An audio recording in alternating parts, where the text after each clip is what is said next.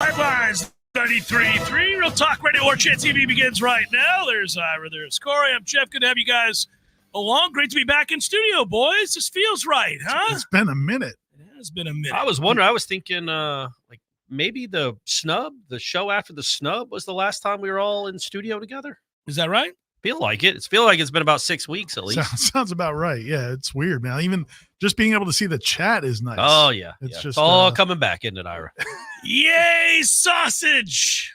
That's registered sausage. We start the show with a bang, as those guys are great to us, great to all of you, and their food is delicious. So that's key. I was just talking to Will, who helps out with registers over at. I just saw him for lunch, and at the same place. We weren't having lunch together. I would have invited you guys. I was going to say, this was not a business Corey lunch. And I were. This was not an official registers lunch. Mm-hmm. But anyway, and he was saying, we were talking about the rollout in Jacksonville, which is getting going strong over there, trying to introduce it to the people over there. And also, really, again, it goes from the Panhandle all the way over Pensacola over to Jacksonville, and then up into South Georgia and South Alabama. If you have a local grocery store that doesn't have registers, talk to the meat manager. Get on the meat manager. Yeah. Well, I mean, you don't want to get on the meat manager. Get all over. You got to say manager's key. That's it. you got to do it. Get on the meat manager. But if you don't live in this part of the country, go to registermeats.com. That's the website. They'll deliver it to you. You don't have to go anywhere. It's like that's how we in America shop now. I know because we get packages, I don't know, 7-8 times a day. Hey. We have delivery people come in. Can we just consolidate the delivery people? Kim's got delivery people coming left and right. I got hats for you two gentlemen. Okay. That were delivered to me. Okay. It's the manufacturer. Well, now, listen, no free advertising around here, but I'll give you the hats. What kind of hats are they? They're the upside down tally hat that you guys have seen. Brooks Koepka wears it sometime. I have a hat that I ordered this once when I first saw that hat. I was like, I'd like that hat, and I ordered one. And apparently the guy who makes these hats saw my name come through. He's a big fan of the show. And he wrote me a nice message and said, by the way, here's 2 more hats. You can give one to Ira and Corey. Where are they? They're in my car. Okay, nice. I brought them for you today. Okay. Unlike your this T-shirt. guy, Like your T-shirt? I'll never see it. It's never going to happen. And I don't look good in hats anymore, so I'm interested to see if this one fits my head. Once you go bald, it's hard. Yeah, I used to look good in hats. Look great in hats. Yeah, I don't. I don't know why it's odd. I don't think that's true. I think it's just you. You'll see when you put the hat on. Corey had the good game going back in the day because he wore a hat. For years, he wore a hat. I didn't know he was balding. Like he had you wore it that often. Beautiful hair. Oh, he had a hat. I never saw him without a hat. I wore it to church. I wore it to sleep. He was slowly dying inside, but so he just you wore had, it. But then look how it looks now. I'm winning, baby. I'm like Charlie Sheen up in here. I'm winning. I didn't see. The post hat Corey is the hat. Is the guy I met. I rarely, if ever, saw Corey in a hat. I wouldn't know what he looked like in a hat. Registermeats.com to wrap it up is the website. You got hats. Order some delicious sausage. Super Bowl Sunday. It's a sausage fest, guys. 2 Sundays. Well, I know, but you order it now. Build it up. Make sure it's here by then. No matter what, you owe it to your people that are coming over on Super Bowl Sunday to have some registered sausage. Really quickly before we get into some of the youngsters who spoke today and all that good stuff, Ira, I got to commend you. I love the piece. I laughed and chuckled throughout the latest piece where the ACC's amended filing and the FSU's amended FSU's, I should say. I said the AC in response to the ACC's, yeah. And I chuckled. I like as soon as I got 2 paragraphs in, I went, now we're playing ball. Yeah. Legacies and family members. Here we go. It's on now, boys. The gloves have come off. And that's when you know it's gotten real. People are like, oh, we're doing this? Well, please allow me to retort. Things have escalated quickly. Let me show you what we got over here behind door number 2, which is then you think now we're beyond a point of no return. There's no coming back when you bring the man's kid into the fold. Yeah, it feels like it. They should have had a picture of Chad Swafford in the complaint. How great is it that his name's Chad? Somebody texted me that last night. That's something, huh? Yeah. Oh, buddy. I was like, really? You can't write this any better. The man's name is Chad Swafford, of course. And then he's made vice president. Oh, that's amazing. When I was reading the document last night, I texted somebody, a source at the university, and I just basically just said, "Who boy?" And their response was, we're going in now. We're going for broke. Yeah, this is you can go. If you didn't know there was no point of return before, I think you certainly know. Well, basically, and I don't know how much y'all want to get into it, but for the people that don't know, because it just broke 4 hours ago, really. John Swofford, who was the ACC commissioner at the time, it broke 12 hours ago. I was supposed to say about 12:30 last night. Oh, is that when you did that? Oh, well. Yeah. Corey didn't wake up. Corey didn't see it at 12:30 when I saw it when I woke up, and that's when the day really starts. That's when Corey wakes for up. everybody. The day for everybody. I saw it at 5 a.m. I was reading. So it broke earlier for you. Yeah, I was ready to go. But so John Swofford was the commissioner of the ACC. It would appear that he kept the deal going with Raycom, which is a tier 2, tier 3 network. We all know what Raycom is. Yeah. They're the ones that would have the scores wrong for an hour. They'd have old games. They're showing the Wake Pitt game. Yeah, right. But they also, their halftime scores would be 4 hours old. That game would already be over. Raycom equals ass. Yes. He kept the deal with Raycom almost as if it was an edict to these networks, is you better let us keep this deal with Raycom. And it just so happened his son was becoming a big wig at Raycom. And at a time when so many were being let go. Yes, at Raycom. And oddly enough, the son, Chad, who was not let go and was a rising star for Raycom, had been there the shortest amount of time. And meanwhile, these others, look, I don't want to besmirch all Chads out there. I was going to say, let's not besmirch all Chads out there. I'm a Corey, so I have no leg to stand on when it comes to names like that. But Chad doesn't go with Swofford. Like if his last name was Clark, it should have been Chaz. Like, it should have been Charles. Chaz. Chas. Yeah. That would be perfect for a Swofford. Like your name is John, and then you name your kid Chad. Well, moreover, you did a lot of favors for your son. Right. I just think some Chads are good. I just want to say, let's not judge all Chads. Right, I like to judge them all. The one thing on that whole topic, though, and to your point, he's Chad's. Chad may be the hardest worker in Raycom. He might be. Yeah, perhaps that's true. Perhaps he's a genius. But the reason I've always kind of because this stuff is if you're a hardcore Florida State fan and you're on message boards, you've heard this story for a long time about the Raycom deal and John Swofford deal. Yes. What I've always said is, look, man, John Swofford could make Chad Swofford's gonna be okay. Like if Raycom went under, then Chad Swofford would find a job at wherever. I mean, you just can't name him Chad. You can't name if your last name is Swofford, you can't just listen to how it comes out of your mouth. So my point has always been that it's also about everybody else at Raycom. Like it's a good old buddy network. It's not just about Chad. Yeah. These are good old boys from North Carolina. They really helped Chad. And it also I don't think Chad would have been on the unemployment line if Raycom went under. Yeah. He would have found a gig.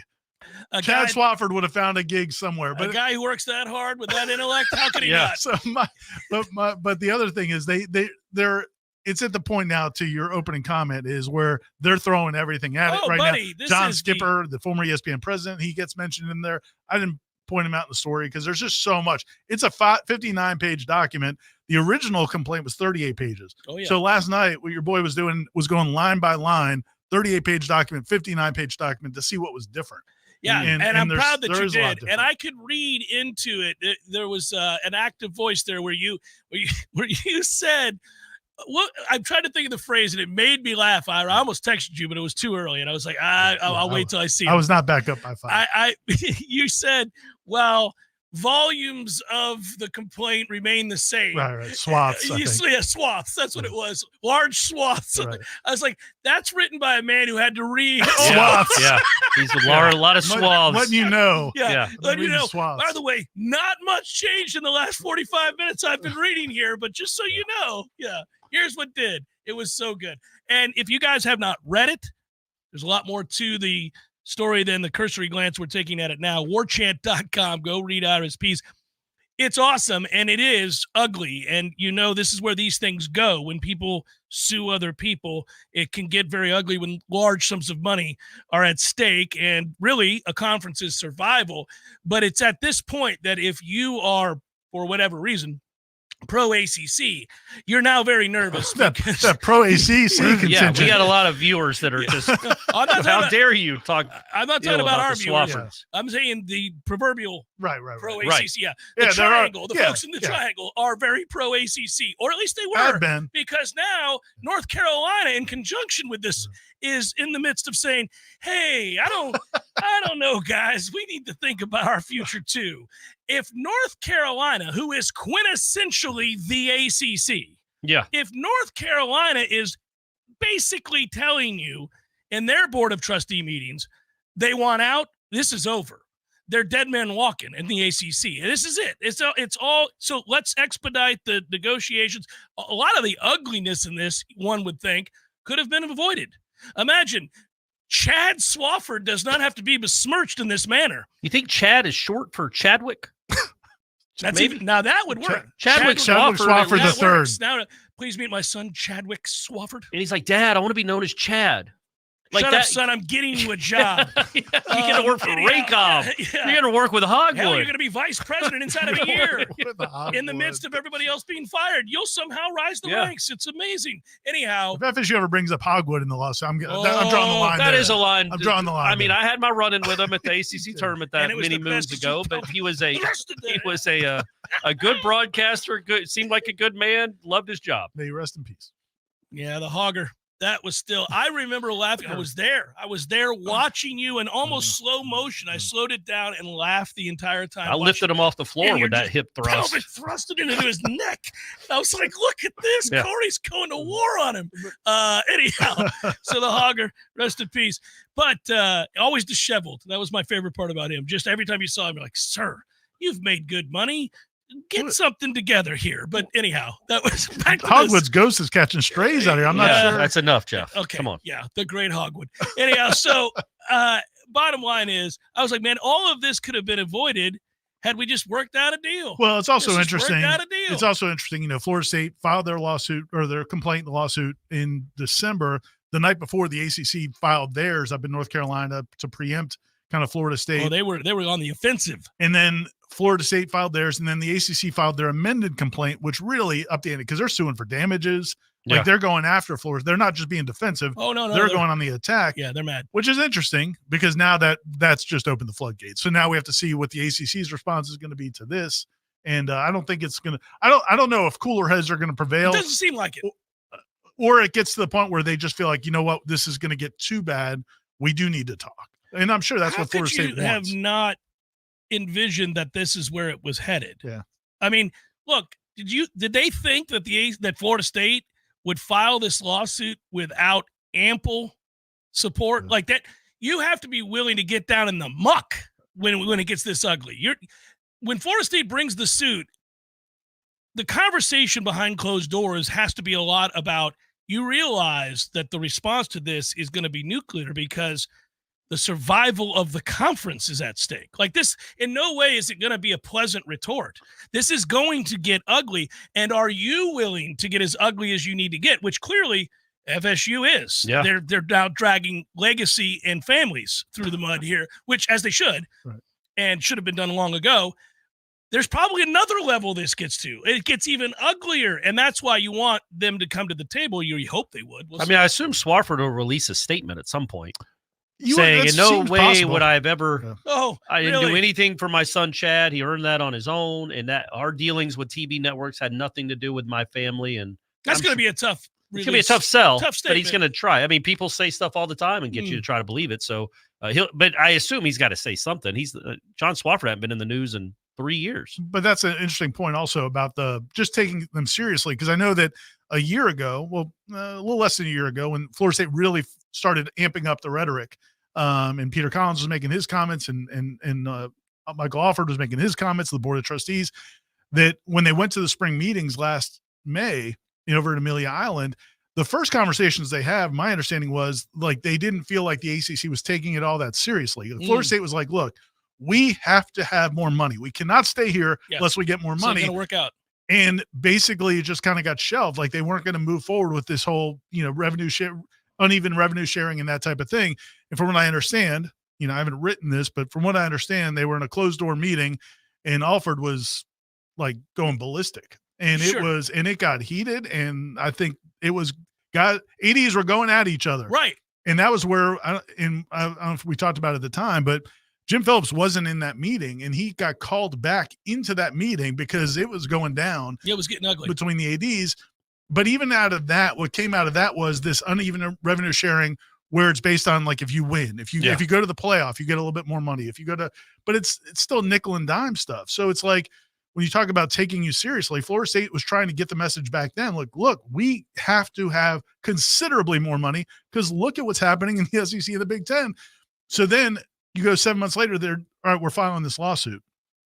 And then the ACC is not, I mean, I think there was some thought from some people at Florida State, when we file a lawsuit, they're going to realize we are serious and we've got to work through this. But the ACC then fires back. Yeah, they're mad. So now but the question is the ACC fighting because they want to keep Florida State in line, or is the ACC fighting to just exist? That's the answer. That is the answer. And to me, that's always been what's at stake here. And that's why they can't lose. So then there's no limit to how ugly this could get. Exactly. And it won't both sides are going to be fighting for survival. This is where it gets hideous because look, man, when you read again, it's no accident that Swofford is in the crosshairs, as you correctly point out. I mean, they're going after him. They're calling him. Well, and remember, he wasn't in the first document. They didn't really know. They didn't mention him hardly at all. This and is now because we're in round 2, which precedes round 3. This is the counterpunch to their counterpunch. And then it's going to get uglier because it can't get any uglier than, okay, well, now listen, we called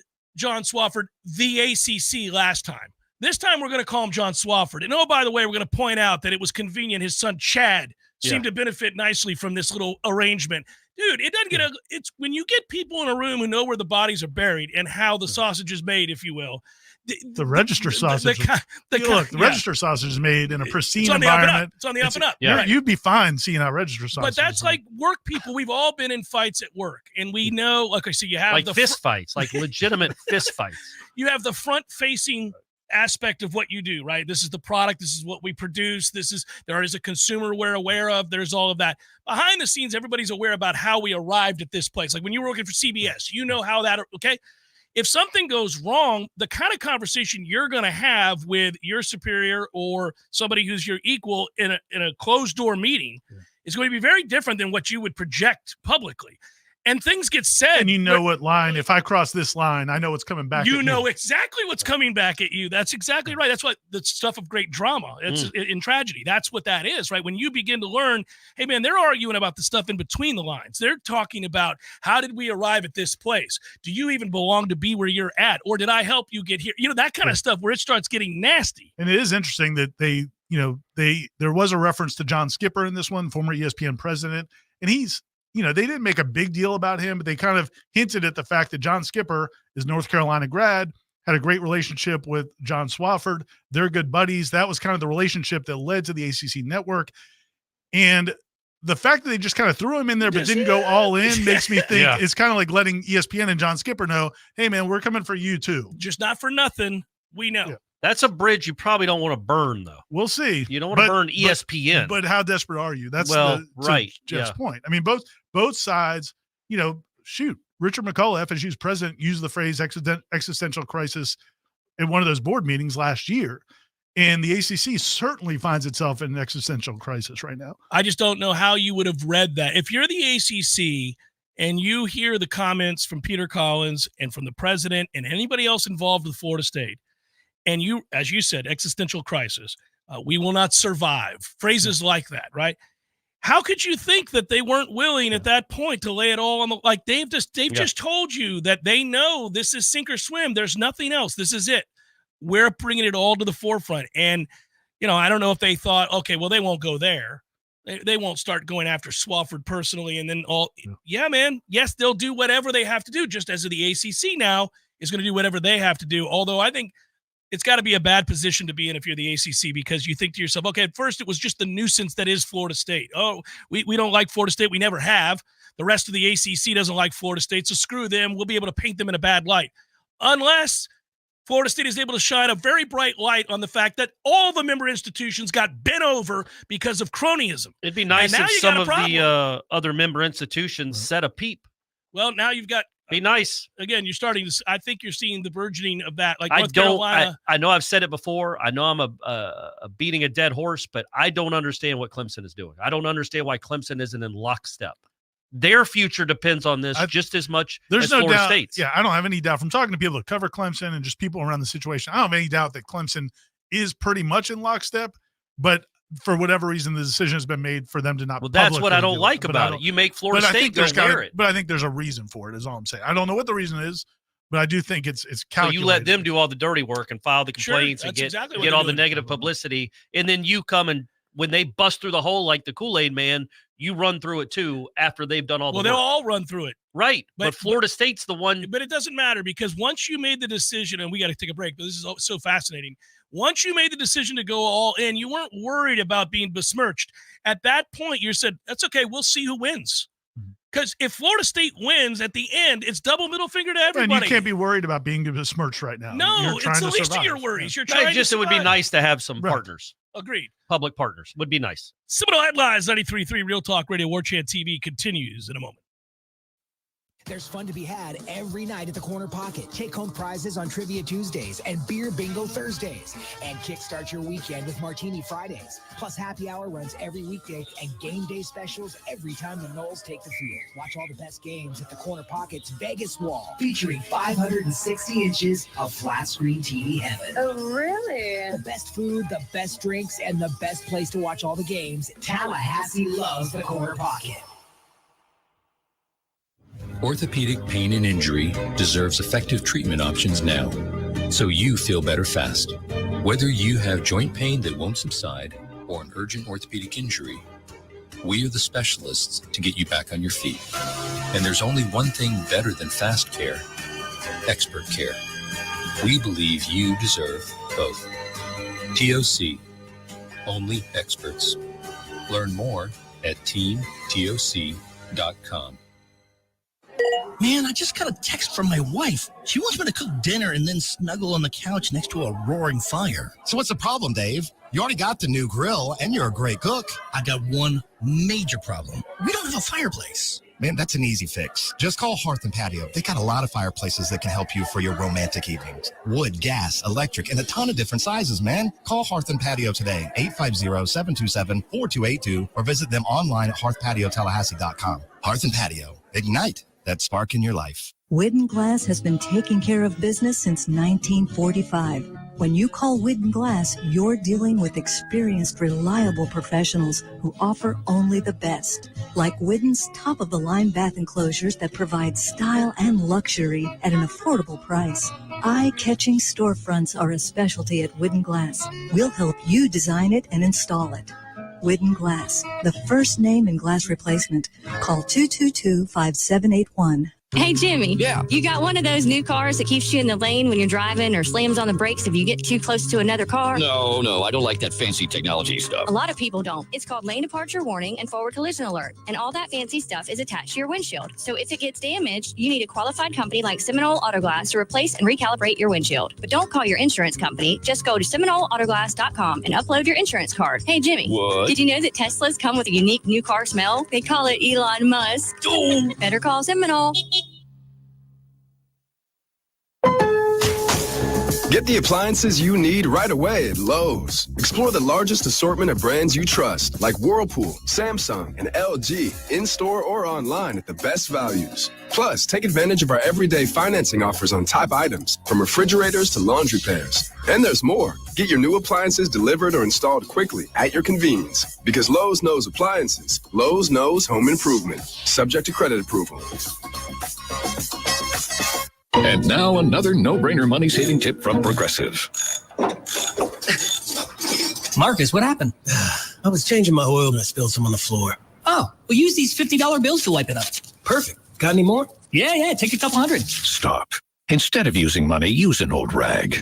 And here's a better tip from Progressive on how not to waste money. Don't pay too much for car insurance. Drivers who switch and save could save hundreds. Progressive Casualty Insurance Company and affiliates. Potential savings will vary. Not available in all states. Life is stressful. Dinner shouldn't be. That motto is why Register Sausage has been doing business in the Florida Panhandle and Lower Alabama for over 75 years. A proud sponsor of Seminole Headlines, Register Sausage always provides the best Southern smoked sausage to over 140 grocery stores and restaurants throughout the Southeast. Headliners have discovered the Register's difference. You can too. To find a store that carries Registers near you or to buy directly, head to registermeats.com. That's registermeats.com. Register Sausage. Yay, sausage! Seminole Headlines returns now. Head to YouTube and search for Warchant TV today to catch the show live or on demand. Now, here's Jeff Cameron, Ira Schofel, and Corey Clark. So we'll now wait for the ACC to see what they do in response, and back and forth is great. You're doing a great job covering that, Ira. It's a lot of fun to read and watch, and you guys, warchant.com, go read the story that we're referencing here. It's thorough. And from here, we'll see what happens. But today, back to football. We got a chance to talk to the young guys. You guys did, I think, over there, right? Or hear from them. And who stood out to you? We sure did. Corey already wrote a story up on the site about Malik Benson, the Alabama transfer. I think he's going into it. We thought he might be the most interesting story. And then listening to him talk, I think he was the most interesting guy. Yeah. I agree, Ira. Thanks for sharing. Yeah. No, he was. I'm trying to promote his story. I right? know. Yeah. This is 2 weeks in a row. But also, I was telling Ira before the show, I didn't realize I knew he played JUCO in Kansas, but my man was from Kansas. I didn't realize that. Wow. Lansing, Kansas, which he called the middle of nowhere. Yeah. And then he went to Alabama for a year. And now most people would call that the middle of nowhere. Yeah. I've never heard of Lansing, Kansas. Why would I have? I wonder if he's ever seen a tornado. I bet he has. I wonder if he's seen Wizard of Oz. I bet there's a better chance he's seen an actual tornado than Wizard of Oz. Yeah. You don't think he's probably? I don't think the 20-year-olds are watching that anymore. No, probably seen Tumbleweeds. You think you've seen Twister? I bet he hadn't seen Twister either. How many times do you think you saw Wizard of Oz before you were 20? Like, I feel like it was on every year. Like, was it on Halloween? Network television. Like, I don't know. It just felt like it was on every year. It was an event every year. Always freaked me out a little. Back then, kids, we had 3 channels. So you were watching. You were watching what they wanted you to watch. That's what you were listening to it on the radio. So John Swofford's other son had a deal with the Wizard of Oz where he was getting it on. Made buku bucks off that deal. Yeah, that and Skippy, Charlie Brown Christmas. There you go. We had it all. Although that was awesome. So was, of course, was the one the Abominable Snowman with that was Frosty the Snowman. Yeah, he did talk about though something that we didn't touch on a lot during the season as much as now we in hindsight we look at it. They didn't really have deep threats. They never threw the ball deep last year, hardly ever. You know what I mean? Like Johnny made some catches in 2022. Oh no, we touched on it. I've talked about it. Yeah, but it's like we going through the season when they kept winning games. It wasn't like that's something that can really improve. Like Keon wasn't really a deep threat. He was a jump over your head. Honestly, in the year. He got hurt. Honestly, the biggest complaint most people had midway through the year was they weren't throwing it underneath enough.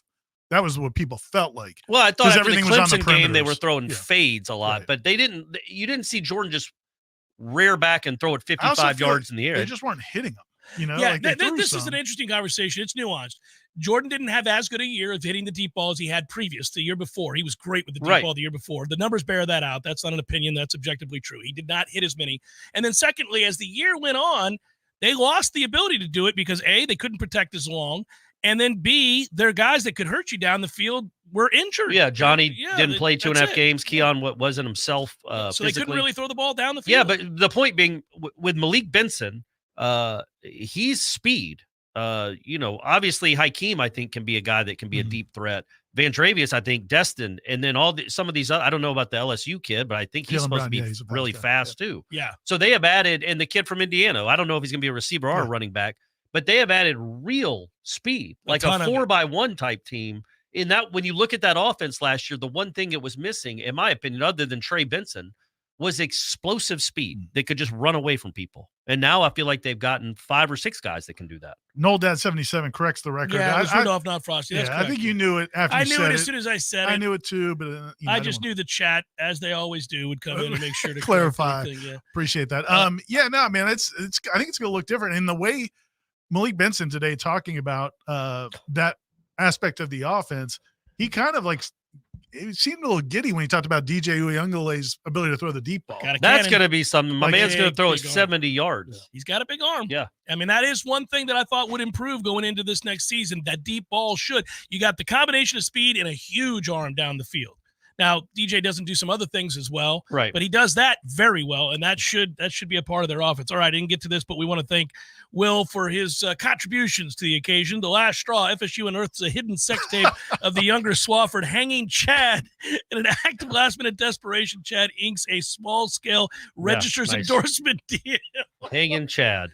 Kids that are a little younger, that was a phrase that became very popular in 2000, right? 2000 with the Bush-Gore vote. Oh my God, that was Look fun. it up. That's really well done. Good stuff, Will. We should have paid Will the $20 for him. That would have been that 1 month window is probably and again, I'm Corey, I get it, is probably the best month for a people named Chad ever, because they could make that joke. Mm-hmm. That's the only time it was cool to be named Chad, was that 1 month window. That right? one window. Well, I think a lot of months have been cool for Chad Swafford. And Chad Johnson. That's the only other Chad I can think of. Can y'all think of any other Chads? We're not good at this, by the way. This is our worst game. We are not good with names on this. Can you think of a black Chad? Chad Johnson. It's the only one. I know that's part of the joke. Yeah. There was a Chadwick, right? And Chadwick Boseman. Yeah, that's what I mean. But he was known as Chadwick, which is a cool name, not Chad. Isn't the drummer for Red Hot Chili Peppers named Chad? Chad White? I don't remember. But you could be right. Yeah. We should look. Sounds right. It seems right to me. I could be wrong on that. Did FSU not have a lineman named Chad, an offensive lineman at some point? Am I making that up? Chad Bates? Is that somebody? Chad Bates? I'll look that up. James Bates, who played for Florida, right? No. His name. Yeah, the shows. Oh, that's my fault for bringing up Chad. Don't get old, people. Yeah. Ocho Cinco never really went by Chad after the early days. That's right. I think he's back now. So, but when you talk about, but going back to Malik Benson, that is Chad Mavity. Oh, there you go. Oh, there it is. Thanks, Chad. That is something that's going to be different about this team is you have a quarterback. Look, even Jordan's on his best day isn't throwing it 80 yards. Of course not. Like you have a real deep threat with guys that can run past people. Yeah, man, I'm telling you, I want to go back because I don't think I dreamed this up. I really think Malik Benson got like giddy thinking about. Also, I was right. Chad Smith is the drummer of the Red Hot Chili Peppers. Nice, man. He did it. He looks like Will Ferrell. I do know that. Yeah. Go ahead. It's a great point. I mean, this offense is going to look different than it did a year ago. I mean, it's going to be much more explosive. It might be more hit or miss though. Like, DJ doesn't have a 70% completion percentage. No, he's usually been in kind of the high 50s, maybe low 60s. So I think it's going to be a little feast or famine. But I think they're going to want to run the ball to set up the deep shot. I mean, I think we see the beef that they've brought in here, especially in the interior. They're getting bigger. They want to run the ball, and they want to set you up. I love the idea of throwing off a play action there down the field to, multiple options at wide receiver who can really go. Yeah. This will be, it'll be a different offense. I think it has a chance to be more productive. I really do. They had some things befell them a year ago that you couldn't anticipate, and I think it had greatly affected their – I thought that Mike Norvell had a tough year, and they went 13-0. Mike was better as a play caller, I thought, the year before. Oh, yeah, okay. I think he had a tough year. And I think it's because some of what he wants to do at the root of what he wants to run was taken away from them. They could not win first down, and they could not run the ball. Yeah. And he still managed. I think that's fair. I also think he was, there's a lot of dynamics at play. I think the wanting to keep Jordan healthy and healthy was part of it as well. And then you did have, we went going into last year knowing that it was going to be a challenge to get the ball to all these different guys. I mean, they had a lot of different guys that needed to be fed. And I think that was a challenge as well. Just trying to get the ball distributed. I can only imagine. I mean, it is like in a lot of ways, it's a kudos to Mike Norvell that I can sit here and tell you that I thought he did not have his best season as a play caller, because I think he's a great play caller. And they still went 13-0. That's amazing. That's the ultimate definition of team, right? Finding other aspects of what you do to win the game and finding other ways to win a football game. They relied on the defense. They did things within the game that they recognized. Think about the Louisville game. The ACC championship game, you find out very quickly your quarterback's not ready. He was thrown in at the last second to begin with. All of your options that are your threats are hurt. Everybody's hurt. And everybody is hurt. And then you think to yourself, well, you know how you win this game? You dominate the line of scrimmage with your defense. They can't block us. I'm not going to put this kid in harm's way and have him lose the game. We'll play field position. We'll run some wildcat. Get out of here with a win, because all we got to do is win, and we're in the playoff. Right. And I can rest everybody and get them ready to go. Yeah.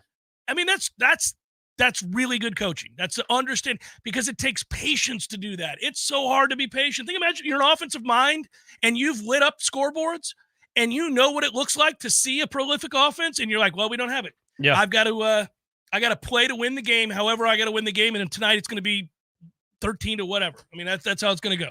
That's crazy. That's cool. That's patience. Sorry. I'm with you. Just a little diatribe. Corey? I agree with Jeff wholeheartedly. It would have been cool if it mattered, if that game actually mattered. But hey, buddy, it didn't. It'll say ACC champions when you go in there in the fall. It will, yeah. And it better say 13-0 and not 13-1. I would do that. Of course. That's ridiculous. Undefeated season. Yeah. ACC champs. There it is. Well, when I grew up going to Doak, they always had 1979 11-0 on the scoreboard. They didn't bring up the Orange Bowl. They weren't worried about that Oklahoma loss. Nobody needed to know that. Didn't matter. No. Happened another year. No. I also think it's interesting that these transfers, and they're going to say what we want them to say, basically, or what they think people want to hear. But the idea that they still believe, these are guys that were at Alabama specifically. They're at the school that got into the playoff at Florida State's expense. Like Chad, they benefited from having a powerful figure in their corner. Correct. The Alabama Crimson Chad. What they did, though, but they said part of the reason they came to Florida State was because they thought they could win a national championship at Florida State. Because that was the one thing we worried about is when you got marginalized the way Florida State did in the playoff selection committee. Now, I guess maybe they understand it's going to 12 teams and all that, but that's good to hear that those guys still believe in, and it makes sense because they wouldn't have transferred here otherwise. Seminole Headlines, 93.3 Real Talk Radio, Warchant TV continues in just a moment.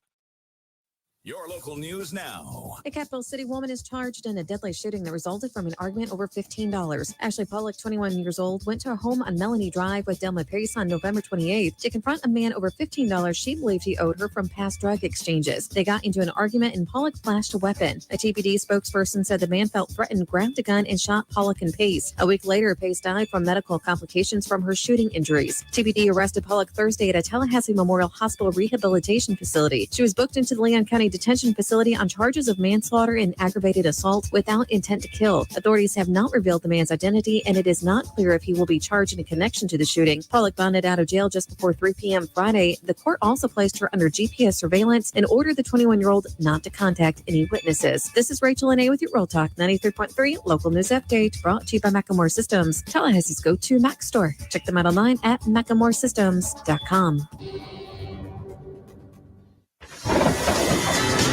This is meteorologist Paul Trombley with your Real Talk 93.3 weather update. Highs level off around 63 this afternoon under mainly sunny skies, westerly winds 5 to 10 miles per hour. 44 tonight. Mainly clear skies tomorrow. High temperatures reach up to 63. Partly cloudy skies and dry Thursday and Friday, mid-60s. Thursday, upper 60s by Friday. This report is brought to you by the Lawn Johns. For all your landscaping and lawn care needs, visit thelawnjohns.com. Currently 59. If you've been waiting and waiting for the perfect time to buy your new house, you'll be waiting forever. This is Shannon Young with Fairway Independent Mortgage Corporation, and I have been a mortgage lender for over 20 years. And I can tell you that there is no such thing as perfect timing. So take the first step towards your new home and let me show you what that really looks like. Chances are very high that you'll be very surprised at what I can help you do. When rates go low, prices go high, and that home that you've been eyeballing could be gone. If you're wondering how the drop in interest rates is going to affect your payment, give me a call. I'll be more than happy to show you all of the options available to get you into your new home. And for every single loan that we close for a fellow Nole, I will personally donate $250 per closing to the Battle's End. Let's do this together and let's keep climbing. Call me today at 954-369-6171. That's 954-369-6171. Or you can find me online at loansfornoles.com. That's loansfornoles.com. Equal housing lender. NMLS number 373031. Life is stressful. Dinner shouldn't be. That motto is why Register Sausage has been doing business in the Florida Panhandle and Lower Alabama for over 75 years. A proud sponsor of Seminole Headlines, Register Sausage always provides the best Southern smoked sausage to over 140 grocery stores and restaurants throughout the Southeast. Headliners have discovered the Register's difference. You can too. To find a store that carries Registers near you or to buy directly, head to registermeats.com. That's registermeats.com. Register Sausage. Yay, sausage! Seminole Headlines returns now. Head to YouTube and search for Warchant TV today to catch the show live or on demand. Now, here's Jeff Cameron, Ira Schofel, and Corey Clark. Helps when the host is ready, right as the that one came up quick. We weren't really I ready. kind for of that thought one. there might be some sort of music or something. I'm used to it as bumper. Right. Matthew's just trying to But he was right. keep He you on was your right. toes. There's no bumper there. I was also just pulling up the questions for next hour. I wanted to have them ready to go. All right. So we you could be weren't efficient. prepared because you were being prepared. I was trying to That's be what we prepared. like. Yeah, I was a little slow in doing so. I should have. Chad Abrams. Oh yeah, we got That's him. a good one. Yeah, national also, champ Chad Abrams scored a touchdown in the national championship on game. a beautiful play too. He kept his balance on the catch and then jump over. Yeah, my buddy Les just texted Chad Pennington's a good one. But he wasn't here. I know. Yeah, but we're it's just a good naming Chad. Chads. Yeah. Weak arm Chad Pennington. That's right.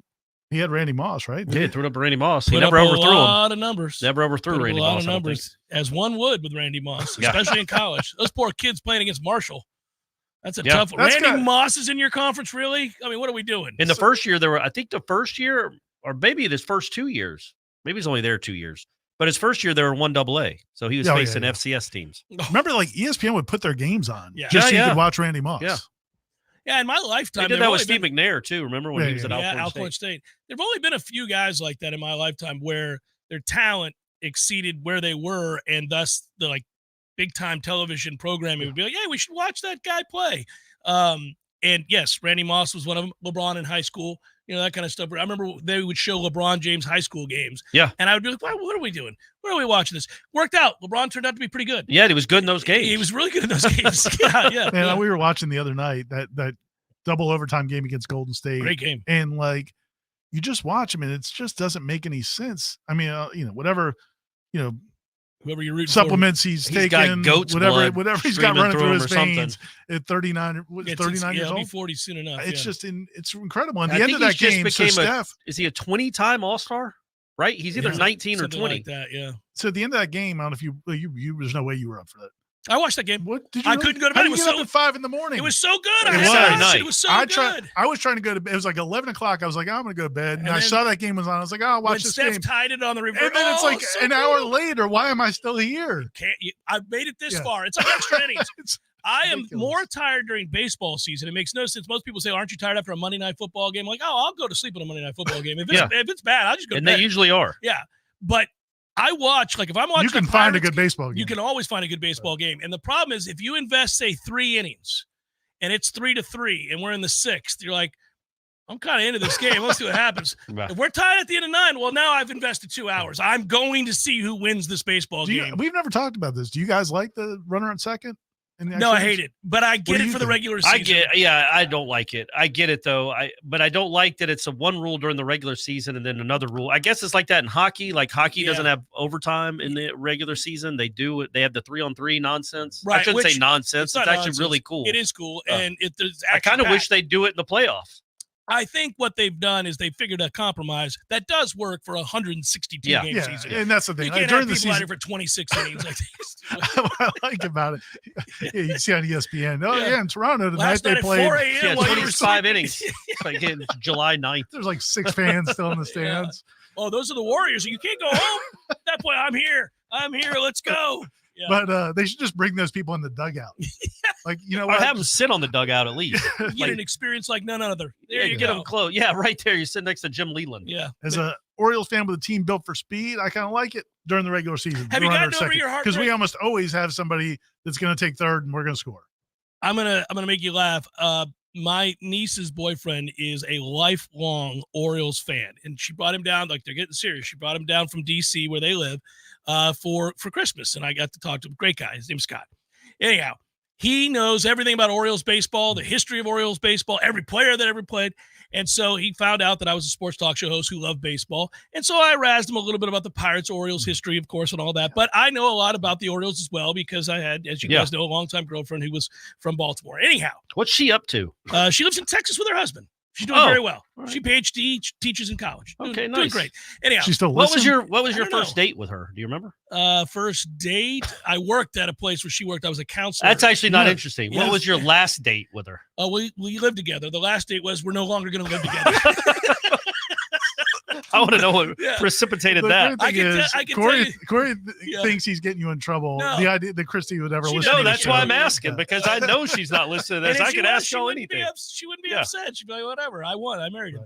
Anyhow, so no, I walked out of to answer your question. I walked out of the room, and she'd clearly been up for hours. And even then, I got up early, and I was like, "What are you doing up?" And she gave me this death stare. And I was like, "Oh, this is the we need to talk. This is the we need to talk conversation." I don't know. Well, this is just going to be an off the rails edition, because I now have another question. When you have that breakup conversation, how many times did you go back later? Not just with this girlfriend, any girlfriend you ever had, yeah. Because I feel like every girlfriend I ended up breaking up with, like that, I would go back later and think that was really a stupid reason to break up. I don't know if any of ours them was a good reason to break up. We had been together for 5 years, and we finally had a conversation about if we wanted kids or not.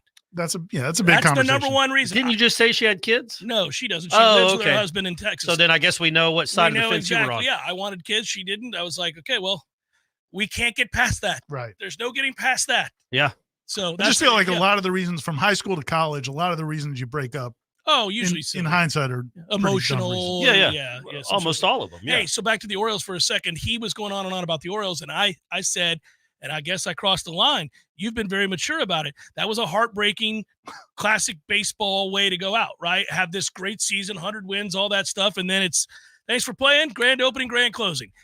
I asked him a question about it, and he kind of seemed a little defensive, and then I followed up with, well, I mean, it's baseball. This happens, and he's like, and I could tell he didn't want to talk about it, and I made the mistake of further questioning him. I think he was a little hurt. I think he thought I was rubbing it in, which I was not. I was just, that's baseball. Baseball is cruel. Yeah. Are you over it? It sounds like he needs to grow up. There's not a whole, I mean, just try being a Braves fan. The thing that stunk about that series was the fact that just the best out of 5, because once we lost the first game, you knew it was over because they've got their ace in game 2. Didn't you lose to the Rangers, yeah, right? So you lost to the World Series. Yeah, champs. But even at the time, we didn't know they were going to win the World Series. But so that doesn't make it. I don't know if it makes it better or not. But at the time, it was just so frustrating because we knew, like in game 2, we're throwing Grayson Rodriguez, who's a rookie. Yeah, and he's not going to be ready for that stage. No. And they're throwing their ace. It wasn't very competitive. Yeah, you need to win that first game. But if we won the first game, now he doesn't feel that pressure. So that's why that series sucked. You couldn't even enjoy it because the first game was a great game, and it was like a great game. Yeah. It was almost like the Florida State Georgia thing where you knew they weren't going to get your best shot because, like, if Florida State had played with their full team against Georgia, that would have been a great game. But we didn't get to see that. And I felt like after the first game of that series with the Rangers, you didn't get to see the best of the Orioles. So that's what was frustrating. That's why he's probably frustrated. Well, I've been on the wrong end of, and so is Corey and every other baseball fan. If your team doesn't win at all, you're on the wrong end of a series. But that first round exit thing hurts bad. Yeah, Braves have done it 2 years in a row against the team they beat in the division every year. And you had to won 1 million games in those 2 years. And then can't beat the Phillies when it counts. You got the whole all-star team. Very frustrating. I know. I know. Director Matthew just is on the other side of the glass. Yeah, but I would say the Phillies losing the Diamondbacks was a worse loss than the Braves losing the Phillies. That's crazy. They lost that series. That is crazy. That was a choke job. And speaking of choke jobs, you talk about long-suffering fan bases. You can't. I feel bad for Lions fans. We know Ben, who works with us now, is a diehard Lions fan. That was an awful meltdown, and I say that as a Falcons fan. That was a horrible meltdown at every level. Like when you think about the Falcons blowing it, it's like, okay, yeah, the defense couldn't get off the field. They choked a little bit. But all the Lions safety having it hit off his face mask. It'll hurt your feelings. The Reynolds kid dropping 2 passes. Right in his hands. The coach just doing craziness. Having a stroke on the sideline. Gibbs fumbling. Like they all did it. The guy missing a sack, and it gave him a 20-yard gain. A pucker factor was in play. Crazy pucker factor. When it starts to go the other way. You and Tom, I thought, had a good conversation about this on the Jeff Cameron show. You did? Yesterday. Yeah, I was listening. It was good. Or you were listening, right? I doubt it. No, but I read the transcript later. and Ira was on the show. But I read. That's the transcript I read. But it was a good conversation because I like you did a really good job of bringing up some of the quandaries with analytics. Yeah, they don't bake everything into the decision. And I think that is quintessential part of the argument. It feels like the pendulum's starting to swing back a little bit. I feel like for a while it was like, okay, we've got these numbers. We must follow these numbers at all times, no matter what. And it was like swinging that way. And if you don't, you're a Neanderthal. You don't understand math. Right. And now I think we're starting to get the other side of, man, there's more to it than that. You're dealing with human beings. And my man in the game went against his own philosophy. Right. So it was ridiculous. I mean, that's the thing. It doesn't take into account the magnitude of the game, the weather, where you're being played. It's just down distance time. And so I get that. Like it didn't make sense if he was going to kick a field goal to go up 17 right before half when he's got the ball to 3. Why wouldn't you do it 6 minutes? You've got 9 minutes burned off the clock, and you could still be right where you were when halftime was exactly over. Where you were. And then for him to say afterwards, I wanted to regain the upper hand. What the hell are you talking about? You 17 had the points. Upper hand.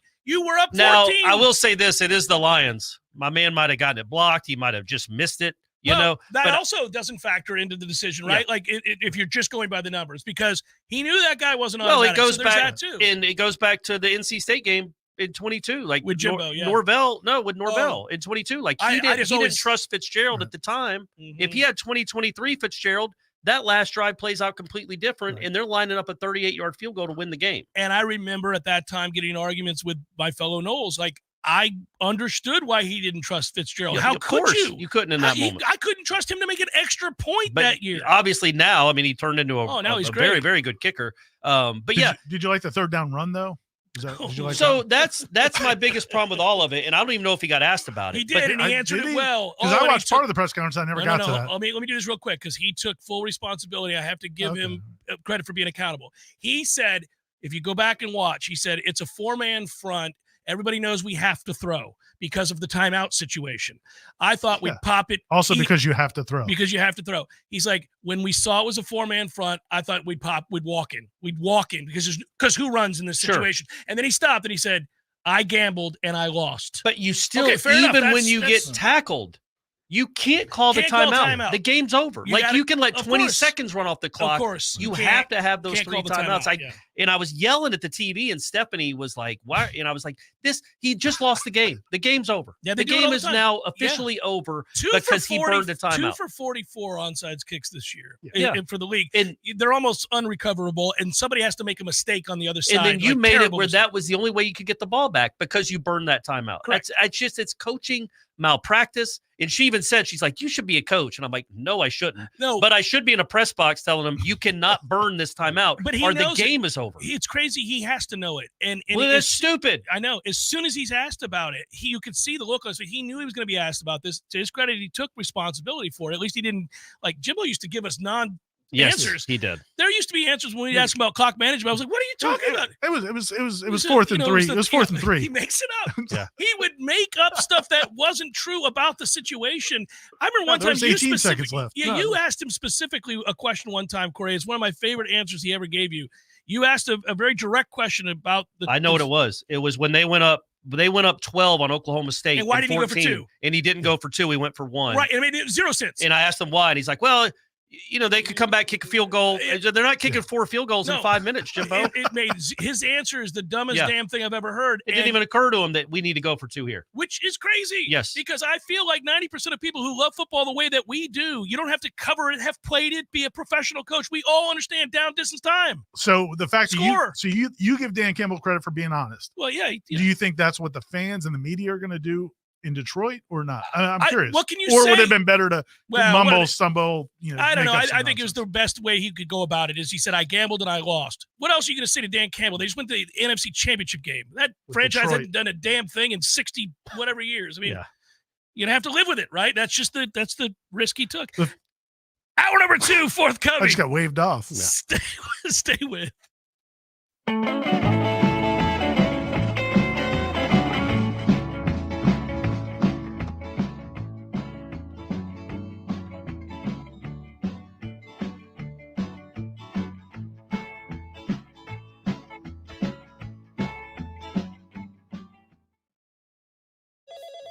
Thank you for calling the Medicare Help Desk. How can we help you? Can you help me choose the right coverage for myself and my wife? We sure can. We can help you choose from Medicare supplements, Medicare Advantage, or standalone prescription drug plans from over 30 different insurance carriers. How much does it cost? We have a fixed income and can't afford extra expenses. At the Medicare Help Desk, the consultation is completely free. We are here to help. Thank you, Medicare Help Desk. Hi, this is Justin Colvin, founder of the Medicare Help Desk. In my 17 years of experience, I routinely speak to seniors who are overwhelmed by the multitude of coverage options available to them. That's why I created the Medicare Help Desk, a place for you to get clear answers to all your questions and make sense of all the confusion. I've helped thousands of clients, and I live right here in Tallahassee with my family. I am active in my church and wish to help and serve my community. If you need help navigating the Medicare landscape, I'm easy to find. Just visit the MedicareHelpDesk.com. That's the MedicareHelpDesk.com.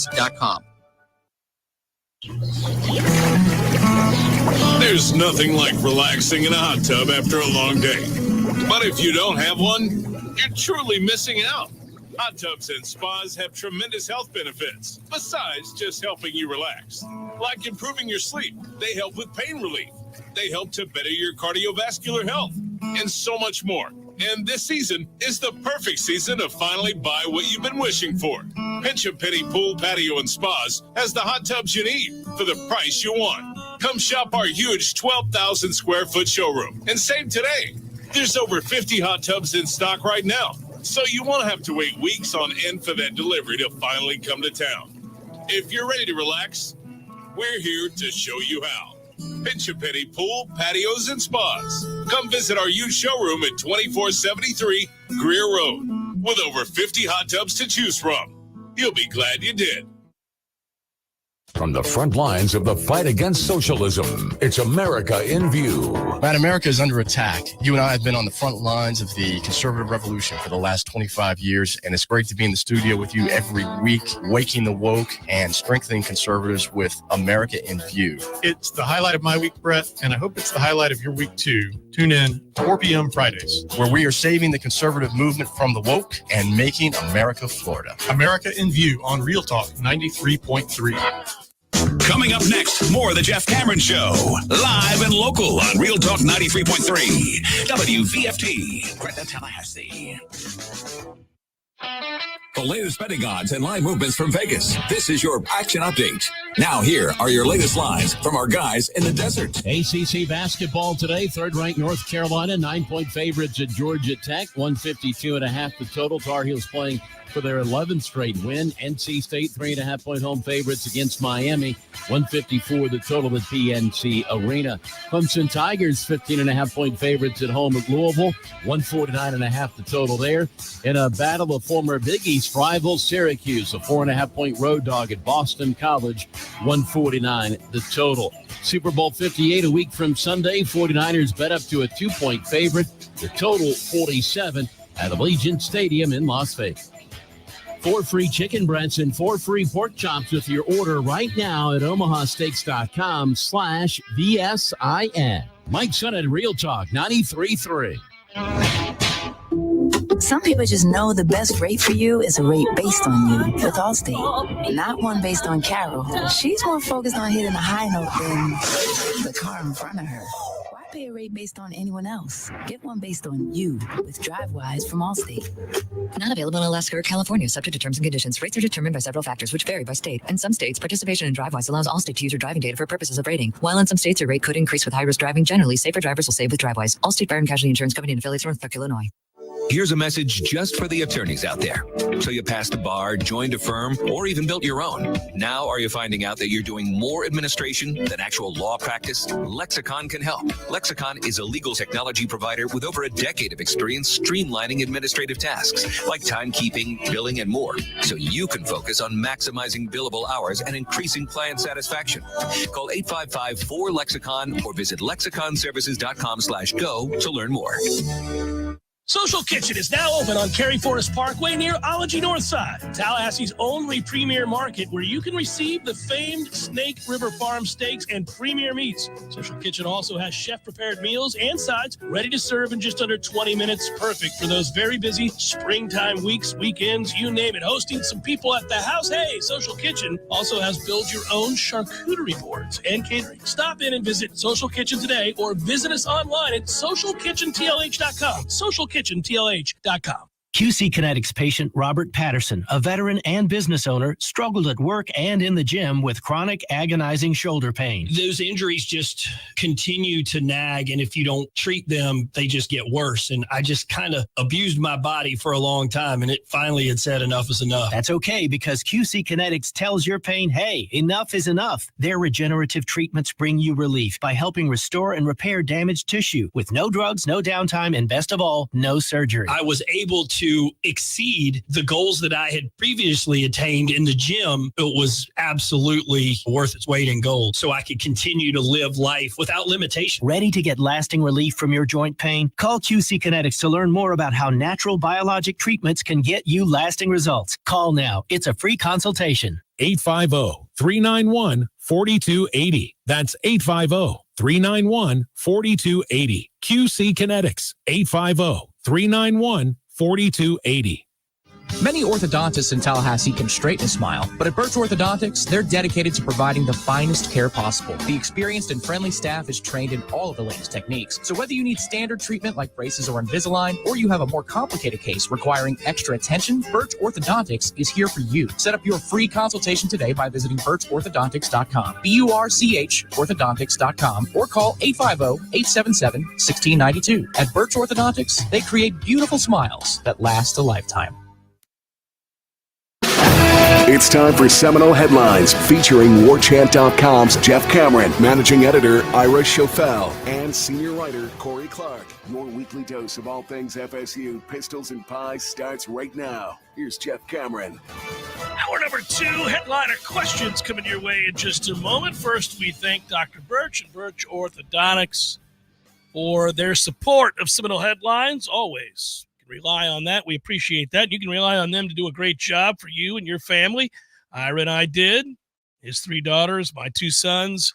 We remind you of that every week for good reason. Birch Orthodontics. Dr. Birch came back at you last week on Twitter. She did. I loved it. I thought it was great. She said comments. She could punch me. She said. I didn't see that. She said, because Jeff had talked about maybe like she might slap around the kids once in a while. You got to get them in line. And she said, no, I adore all of your children, which was very sweet to say. Yeah, That's very sweet to say. Mm-hmm. And the only one I want to punch is you, Jeff. Oh, nice. But then I think she did an LOL. So yeah, it's she okay. did. She can't bring herself to just say it and leave it there. Right. Which would have been really, really It would have been great. No, it made me laugh. I thought it was great. She's got a wonderful sense of humor. She's also expert at what she does. And so you want that? Go to Birch Orthodontics. For your kids. If you want the best for your kids. That's correct. If you don't want the best for your kids, take them them somewhere else. Any other orthodontist. Slappy anywhere down the road. But no. If you care about them. Yeah. And you want to prove to everybody you care about them, send them to Birch Orthodontics. The website is BURCH Orthodontics, birchorthodontics.com. You can get free consultations. They do tremendous work, best in the business. Can't say enough about them. They love the Noles. They're great people. And as Corey said, there's a lot of people that are nice to look at in the office. You know, that was one of your big takeaways from I don't think I've ever been in the office. Stephanie told you. Oh, yeah, she did. That's right. Yeah, it's a very attractive. The aesthetics are really nice. The aesthetics are nice. Yeah, absolutely. You know, she did the impossible. She convinced Clark to wear his rubber bands and to be diligent about it. And, man, that kid is diligent. Like, we're driving halfway to school the other day. He's like, oh, turn around. I forgot my rubber bands. Damn it, man. And then you slapped him. I did. Yeah. But I because said, Heather won't. Slap the other rubber bands out. I said, come on, man. It's up to you not to forget this sort of thing. He's like, well, I did. Go back. I need him. Which side came out? Let me get rid of the other side, too. It was impressive. Anyhow, his teeth are looking good these days. And if you had seen them beforehand, you'd know they're miracle workers. Yeah. At Birch. Miracle workers, I tell you. All right. This probably isn't the correct forum, but please don't stop creating Coach Speak. This is from Mary. Oh, thanks, Mary. Hey, you're welcome, Mary. It is one of the funniest things I've ever heard, and I look forward to it every week. And also, Ben does a great job finding the clips. Kudos to all of you. Well, thanks, Mary. That's a hell of a thing. Thanks, Mary. And in the video last week, Ben, good job. I told Ben the other night, good job. He, when the Patino talking about how he never criticizes the refs in the video, he's got like several photos of Patino just dog cussing. Screaming them at him. Yeah, it seemed a little, I didn't know if I believed him when he said that. I don't know if he might have been being ironic. The other thing I wanted to retort, like you have a conversation, somebody says something and you don't think you retort till later. So when I defended the girl that asked the stupid Lions question, the stadium question, the cold in Detroit. Yeah. And you said, yeah, it's kind of what we do on the show. Here's the difference, though. We're making fun of people who make millions of dollars. We're making fun of the Chad Swaffords And the coaches in the NFL and college football, whatever, that make millions of dollars. We're not making fun of a reporter who's making $19,000. I guess my retort would be, if you said something really dumb right here, people are free to make fun of you for saying something dumb. That's fine. I'm just saying we wouldn't build a show around it. Well, no, of course not. But yeah. And plus, you haven't said anything dumb in a couple minutes. Minutes at least. Yeah. Walter writes, good afternoon, gents. Lovely weather we're having today. A 2-loss ACC team has no chance of being in the top 12 playoff next year. What say you? I wouldn't say no chance, but I mean, look. We saw firsthand a 0-loss ACC team couldn't get in the playoffs, so I wouldn't think a 2-loss. I would say it would be unlikely, but not impossible. How about that? Yeah, it depends on who the losses are to, certainly, and what the wins are. Florida State's got a good schedule. 2 losses there with that schedule. Let's apply it to the Noles. Who could you lose to and still get in the playoff? That's a tough thing. That's implying you're not winning the ACC. So you could lose at Notre Dame, and you could, I don't know. You could lose at Miami. Yeah, you could lose in Ireland to Tech. And you I don't lose think to Memphis. Real quick on that topic, I will say this. This is the only thing I want to push back on your W's and L's, buddy. Okay. Is that I agree. I would say 10, 11 wins is definitely possible. 12 is possible. I also think there's more losses that are possible on the schedule than there were last year. Last year, they had some dead fish that they were not going to lose to. That is fair. Georgia Tech is a game they could lose. Yeah. Georgia Tech's a game. Memphis is a game they could possibly lose. They could, if you don't play well. Well, you know that. Why are they playing Memphis? Well, first of all, the only way they lose that game is in a shootout. Well, which could happen. It could happen. Well, look here, man. Adam Fuller, you just got a huge raise. If these guys are out here on Monday morning, I'm letting you know right now. They're telling you in January, Adam Fuller, if you lose that game to Memphis, coming for you on Monday morning. The gloves are off. You and your $2 million salary. That's ridiculous. Better not be losing the shootout to Memphis right here. But no, man, there's just several games that, like, SMU is a game you could lose. Yeah. I mean, if you don't come, I'm saying Miami, there were a bunch of games this past year where I don't think they would have had to play terribly. Yeah, and when I don't know that that's the case with this. In fairness, when we did W's and L's, I didn't go out here and tell everybody we're going to win 50 to I nothing. agree. I just that's one thing I haven't had a platform to say, and I've been wanting to say it. So I took my here you go. shot. You did it. Shots. There it is. Yeah. Turn his mic off. Meanwhile, Tom's out here having us losing that dump of a town, South Bend, overcast. Sorry, stadium. Sorry. Yeah. Oh no, can't have it. I'll be once again going to Chicago like I did last time. Eating some great Italian food, great. making my way. You gonna go? Yeah, you got. I got to drive. Yeah, I can drive. I did it last summer. I drove to Chicago when I was in college. With your girlfriend? Right here in Tallahassee, but not that girlfriend, different one. Oh, how'd you break up with her? No, that's we're not getting into that. But we drove from Tallahassee to Chicago, and I went to. It was the strike year. It was okay. It was, and we went to we saw the second to last game before the strike happened. It was at Wrigley. We had great seats. I got August a great of '95 takes you back. That was the year that the bald guy from the Giants had so many home runs. August of '94. It was Matt Williams. Matt Williams was chasing. And Tony Gwynn was hitting .394. Yeah. Matt Williams kept going nuts. He hit a home run. Yeah, so it's pretty cool. Anyhow. Chaco McNasty writes, taking the 6-year-old daughter and wife to Orlando to see the Mouse on Thursday. Any survival guide or advice for me? I haven't been in 25 years, he writes. Get a scooter. Just tell people to get out of your way. The episode in which we talked about fat people on scooters. Get a scooter. Yeah. No, you'll be appalled at all the scooters you see. These are able-bodied people who refuse to walk. Secondly, he ain't lying. What's this guy's name? What did he say his name was? Chaco McNasty. Yeah, he ain't lying, Chaco McNasty. Yeah, no, you'll be frustrated by that, but get a fast pass. Yes. Get a fast pass. Dude, they've changed all the rules, man. They've made a bunch of changes. What are the rules? Changes? I don't know them all. We haven't been lately. You know, back in the day, man, the Schofields were there every week. Yeah. No, apparently they've made a lot of changes. What kind of changes? You can't get the fast pass anymore? There's like less of them. They don't have them. I think you can only do it 3 times, and then you have to get back in the line again. And then you got to pay for them. They don't. It's not part of the deal. It used to be you could get a few, whatever. So I guess what Ira's saying is don't go. No, I'm just saying.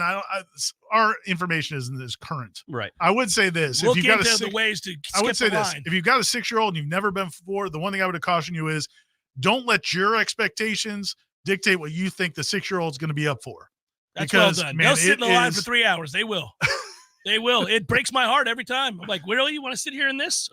It's and you got to pace yourself. If you're going for several days, just don't feel like you got to go to everything in one fell swoop. Yeah, and if you're on a bus waiting to leave because it's been a really, really long day, and some person rides up on a scooter, gets off the scooter, walks up the steps, sits down, and we got to wait 10 minutes for that scooter to be loaded onto the bus. Don't let it just understand you're in the happiest place on earth. Yeah. Let it flow over you. Just let it slide. You're let fine. It wash over you. It's true. Do you think that whoever that person was that drew your ire that way, you think they're still alive? No.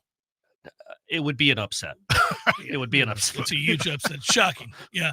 I would say, Chaco, the other thing here not because they were old either. I want to point that out. This is not an ageist show. We got it. It's a different kind of Chaco, the other thing I'd say is I don't know. This isn't the most salubrious choice, but I drink all the way through Disney that World. Helps. I mean, you have to kind of ease your pain somehow. What was the adjective you used right there? Salubrious. Salubrious? Yeah.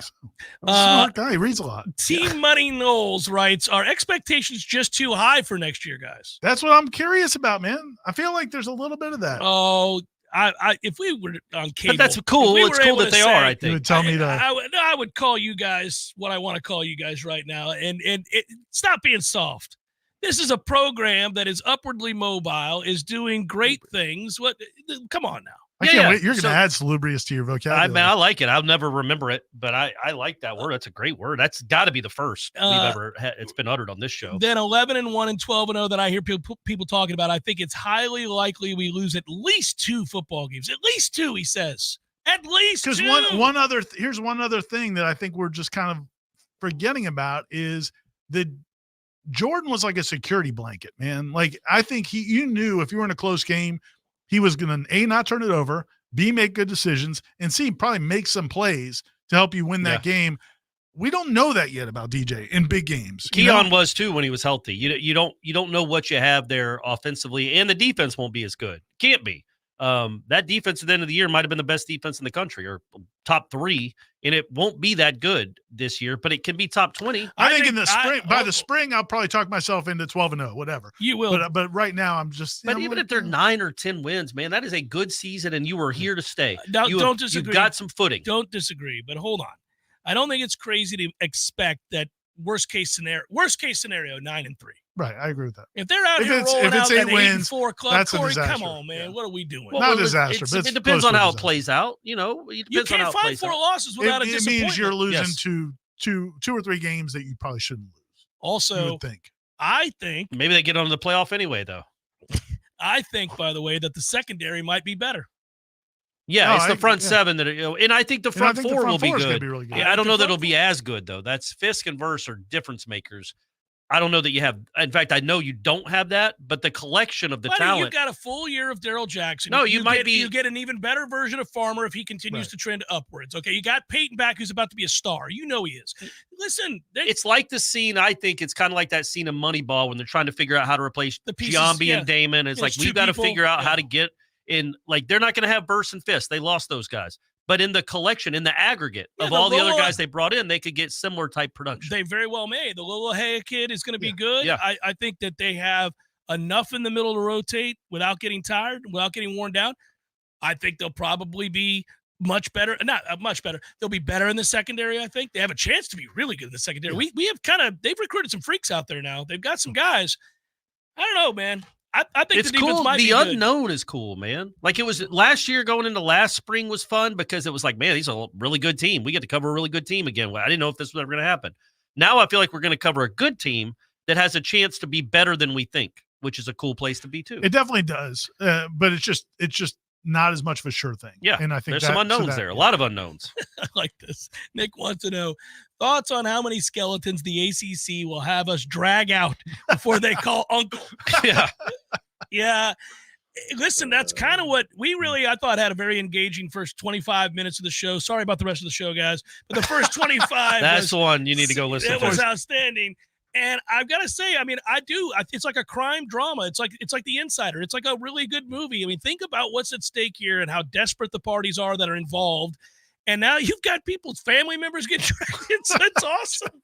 I mean, the gloves are really off now. It's like, allow me to retort. Swaffy and his wife are having coffee this morning at the table. What in the Chad, Why is Chad's name? Why is Chad on? You said they would never bring. You said they would never bring up Chad. Yeah. He's on the phone with the lawyers for the ACC, and now look what I told you. Yeah. Here, now Chad's getting drugged through the. I'll be dead in a year. What do I care? But Chad has a life to live. This is hilarious. What's Chad doing now? Is he still with Raycom? Counting his money at Raycom is what he's doing, thanks to Dad. He's up to a VP of some sort. And the sweetheart deals that he they're going to brokered change with it ESPN. After the next ACC deal, they're going to call it ChadCom. The next Seminole Headlines is going to be Chad suing me. Yeah, I know. We like Chad Swafford announced that he. So anyhow, we go on. Walker writes, AD Alfred posted a picture of the football-only facility construction. I was absolutely thrilled to see it. It's been a long time coming. So does having one of those help us with recruiting or not? That's very well put. It doesn't hurt. It can't hurt you. It cannot hurt unless it keeps you from paying a kid that you could have paid. Yeah, and the other thing I would say is it's also about functionality, and nobody wants to hear this, but it really is. There are a lot of things you need to do for players to recover. They're like in terms of the latest technology with like ice baths and whirlpools and all the there's very high-tech stuff that goes on in good facilities that Florida State quite frankly hasn't had. And that stuff's appealing when you're bringing in parents to say, look, we're going to help your kid get ready for the NFL because you're going to train the best. He's going to have the best recovery, all facilities you need. So it does help in recruiting as well. It's not just because it's a pretty building. There are functional reasons it helps as well. What will happen first, writes Nate. The U is back. Ira gives a full-throated hour number 2.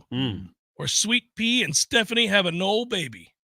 Oh, well, I can tell you what's happening last. I was all in on C without even knowing it. Like I was like, chance. You have a much better chance. Yeah. You have a much better chance of saying hour number 2 before that happens. Can you Brady imagine? would be such a good big brother, though.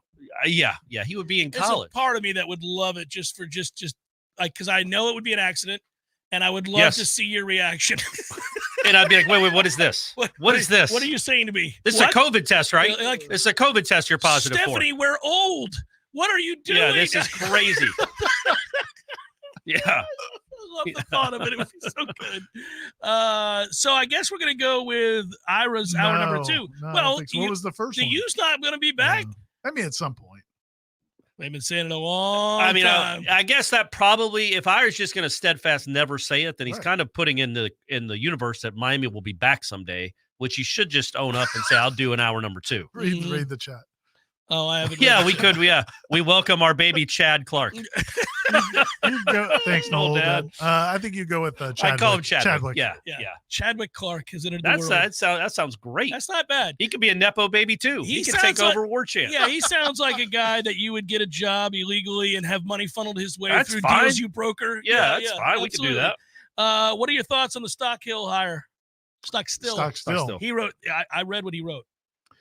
That's I think it's an incredible hire. I mean, the fact that you got a guy in that position. So Rick Stockstill, former Middle Tennessee State coach. Anybody's watching this probably knows. Is this a new role on the staff? He's replacing John Garrett. Okay, that's right. Okay. So the position is director of scouting on offense. And I did a story on John Garrett when he took that job. They created that job about a little less than 2 years ago.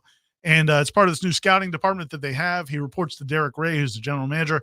But basically, there's 2 functions to that job. One is evaluating the roster you have. So Rick Stockstill will be part of his job is looking at Florida State's current roster and projecting for next year of like, what do we have? What do we need to get better at? Evaluating those players. So it's not just, hey, these are the guys we have. Like they are constantly evaluating the players they have, whether or not they need to maybe get more speed next year. Those types of things. Yeah. And then that helps them informing the recruiting decisions, transfer decisions.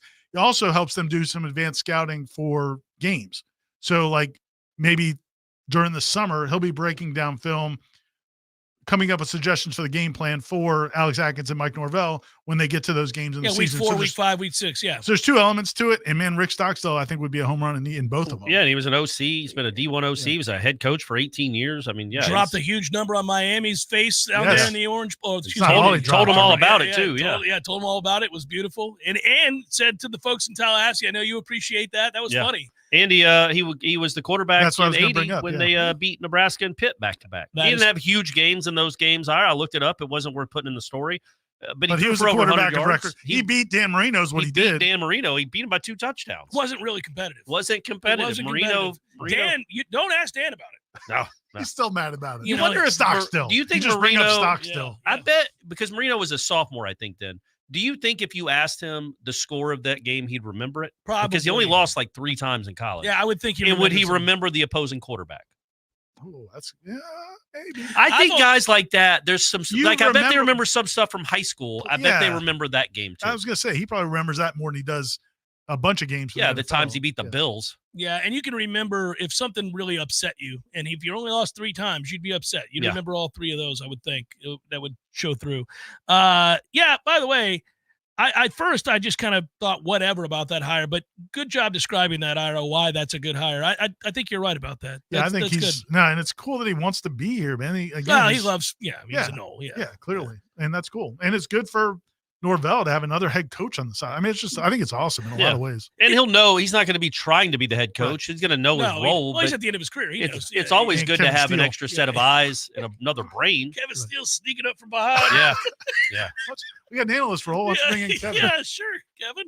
But also, I always think that it would be fun to be in that role. How do guys handle having to sit the head coach down and say, let me tell you about your roster. We are slow as we cannot coach. We got to go here, here, and here. But it's probably all analytical driven. Like, here are the plays from this, it's probably pretty easy. You just lay it out and say, we don't hit over the top plays. Find some guys that can. Do you think it seems like this transfer portal group that they brought on the offensive line is very interior focused? Do you think that speaks to their confidence in tackle, or do you think because of the way the offense is going to be constructed, it's going to be more important to be stronger? I think they want to bully ball a little bit more. I think they want to run the ball between the tackles and have some success doing that. I think they understand that you're not going to have DJ go outside the tackles and run the football himself. You're going to have to get the short yardage numbers there. North and south. North and south. You bring in Ferguson like that. You bring in that kid from Florida, the Richie, whatever his name is. You bring in those guys. Yeah, you got size there. You already have a lot of size there. I love the way they talked about Roydell Williams, the running back. Yeah, that was the Alabama guys. I mean, they love that. Said that he just lights up a room. He's always got a smile on his face, even if he's having a bad day. That's the stuff you need in a practice field. It's just what you need. You need personalities like that and people like that. Seminole Headlines, 93.3 Real Talk Radio, Warchant TV continues in a moment. Hello, I'm Dana Brooks. And I'm Jimmy Basic of Basic Brooks Law Offices. Traffic cameras are everywhere these days. And Basic Brooks is partnered with RoadProof to get access to all their vast network of cameras. This is a valuable tool to help us search for evidence that could help you if you were involved in an accident. If you've been hurt in an accident, call Basic Brooks and we'll find out if the proof you need is out there. Call Basic Brooks and we'll do everything we can to help you come back stronger. Call us now at 850-777-7777. Hey, you, with the shopping cart. It's us, Leafy Greens. Leafy what? Greens. Delicious, locally grown leafy green vegetables. I'm Romaine. This is arugula. Hello. Spinach. Ahoy. Escarole and endive. Bonjour. Right. I put you guys on my sandwiches. Oh, we're more than just a sandwich layer. We add crunch to your salads. Flavor to soups. And a little je ne sais quoi to your dishes. That is, if you let us. For meals with personality, look for the Sunny Fresh from Florida logo where you shop.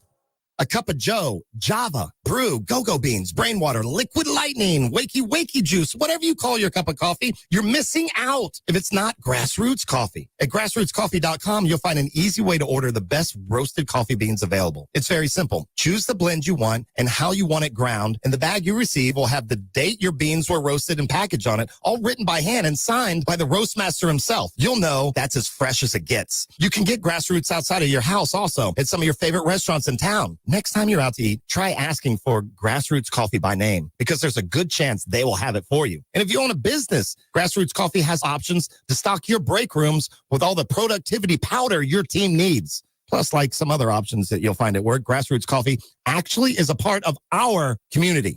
Get to grassrootscoffee.com today and get yourself a treat. Some locally owned, locally roasted, and locally loved Grassroots Coffee. I'm Greg Tish, and I want to share one of my favorite TCC alumni stories. It's been almost 30 years since Charlie Ward led the 1993 FSU football team to its first national championship, won the Heisman, and became the first Heisman winner to play in the NBA. But did you know, like thousands of students before and since, he started his college career at TCC? We are proud to call Charlie Ward one of our own. Today, he serves on the TCC District Board of Trustees, so you might even get to see him around campus. TCC thanks our community for 58 years of support. We look forward to moving into the future together. Hey folks, it's me, Mac and More, spokesperson for Tallahassee's favorite Apple and Mac product store, Mac and More. We all know what Mac is all about. It's your MacBooks, iMacs, Apple Watch, iPhones, iPads, we've all got them. But what's really cool is the and more. And there's a lot more at Mac and More. They can help set up your new gear, migrate and back up your data, teach you new tricks and how to use everything better. And if something costs too much to fix, they'll tell you the truth. There's a lot more at Mac and More. See for yourself at macandmoresystems.com. Or you can take it from me, Mr. Mac and More.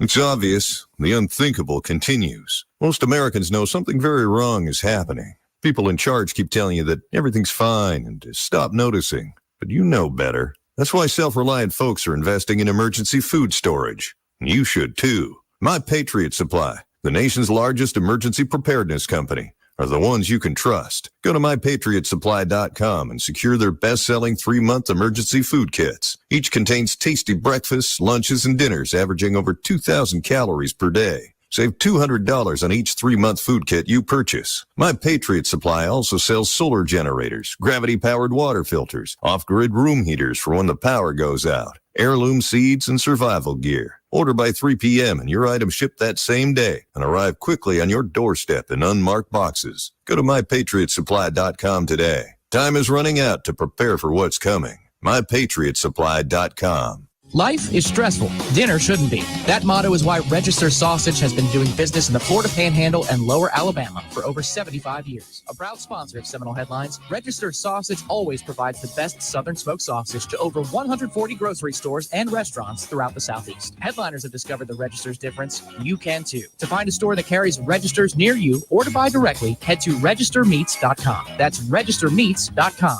Register Sausage. Yay, sausage!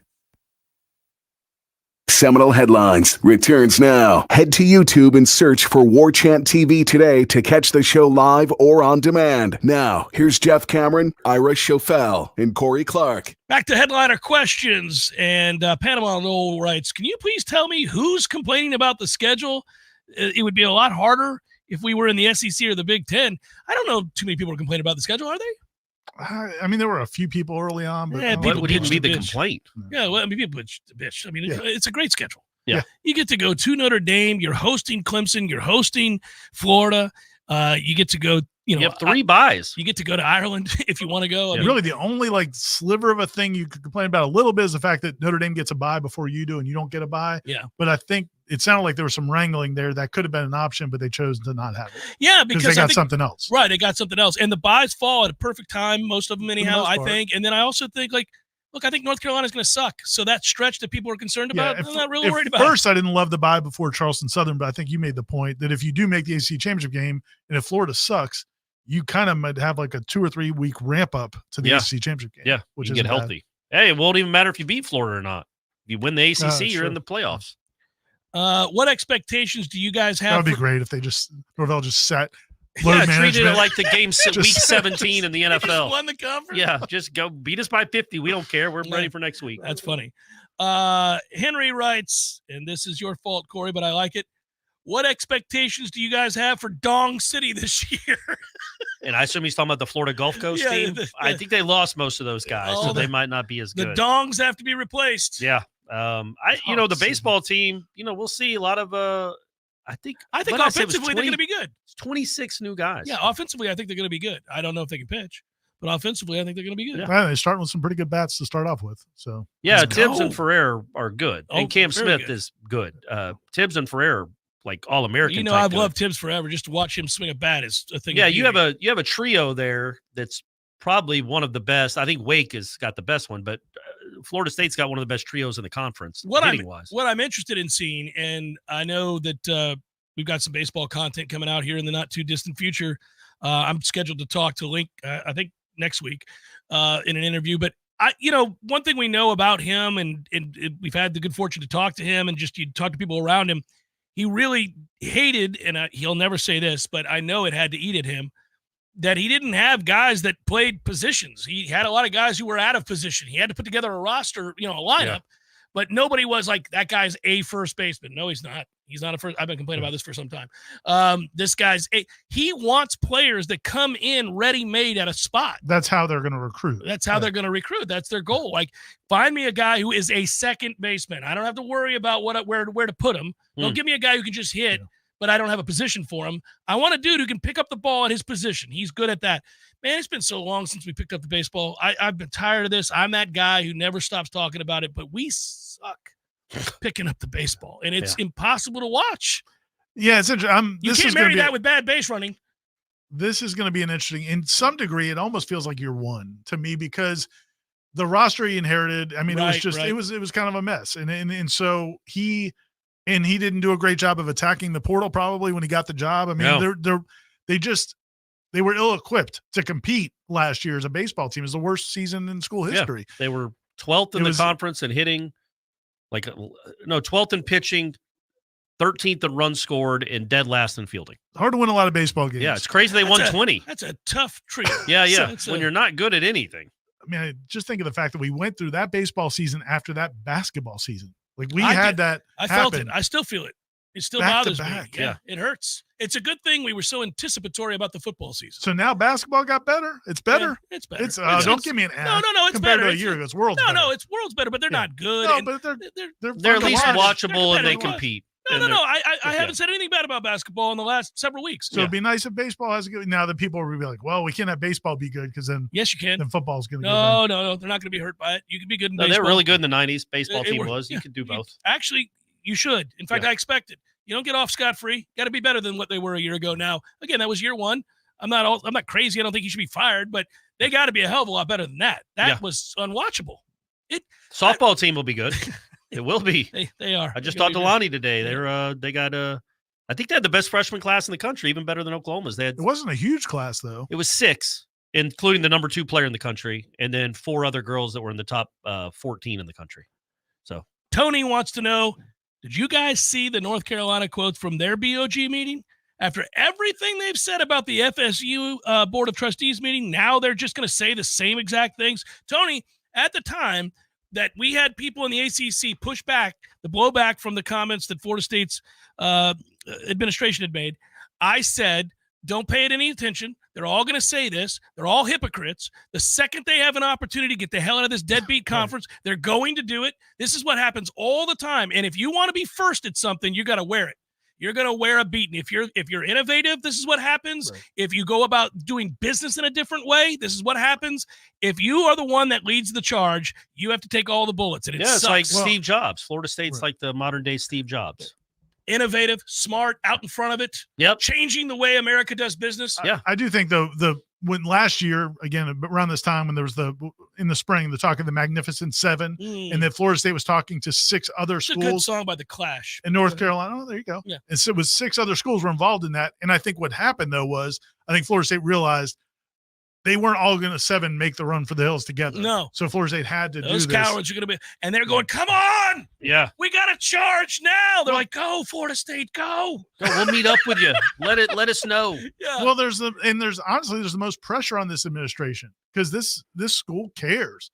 I mean, this school, everything kind of swirls around football. Yes, it does. And so it is, it's a big deal. I imagine that's why there's that's not the case at NC State. Closed door shouting match between athletic directors is when the guy at Boston College is telling you to know your role, and you have no idea. You don't even you're not even an AD. This is apples and pine straw. If you were Alfred, department, it would have been funny if Alfred had done it. Who are you? Why are you talking? Anyhow, is there a hockey puck to go by? What are you talking about? Shut up. Yeah, it would be impossible, right? All right.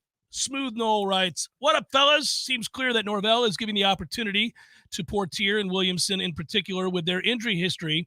If they are injured again in the spring, do you move on from them? Well, I don't know if they can move on from them. I mean, if they're hurt, they're hurt. Yeah, but if they're hurt and they get passed over, they may move on. Yeah, you know, if Malik Benson is the real deal, if Jalen Brown, if these guys are legit, and some of those guys don't, equate themselves well during the spring, then yeah, you might see a couple of those guys. I would think the wide receiver room and the offensive line room will both have a few more entries into the portal when it's all over, just because of the simple math. Yeah, there's just math involved now. Who Pittman writes, who impressed you the most? Is it Micah? No. Oh. Who Is it impressed Michael? you? No. Okay. Who impressed you the most out of the newcomers' interviews this morning? Benson. Malik Benson. Yeah. Although Ferguson was real impressive too. I mean, they're all fine, but I what I liked about Malik Benson was just you could tell he was like really thoughtful. Like he was thinking about what he was going to say. And I thought Ferguson was, and I was telling you, I bet he's never talked to the media before, because Hutchinson, Kansas doesn't get a lot of media, I wouldn't think. And then Nick's not going to let anybody, he didn't let the first year players talk. So that was probably the first media setting he had been in. I thought he did a really good job. How good do you think he's going to be? The fact that the number one JUCO player thing, I'm like, okay, well, sometimes that turns out, sometimes that doesn't turn out. Right. But the fact that he started half the season in Alabama.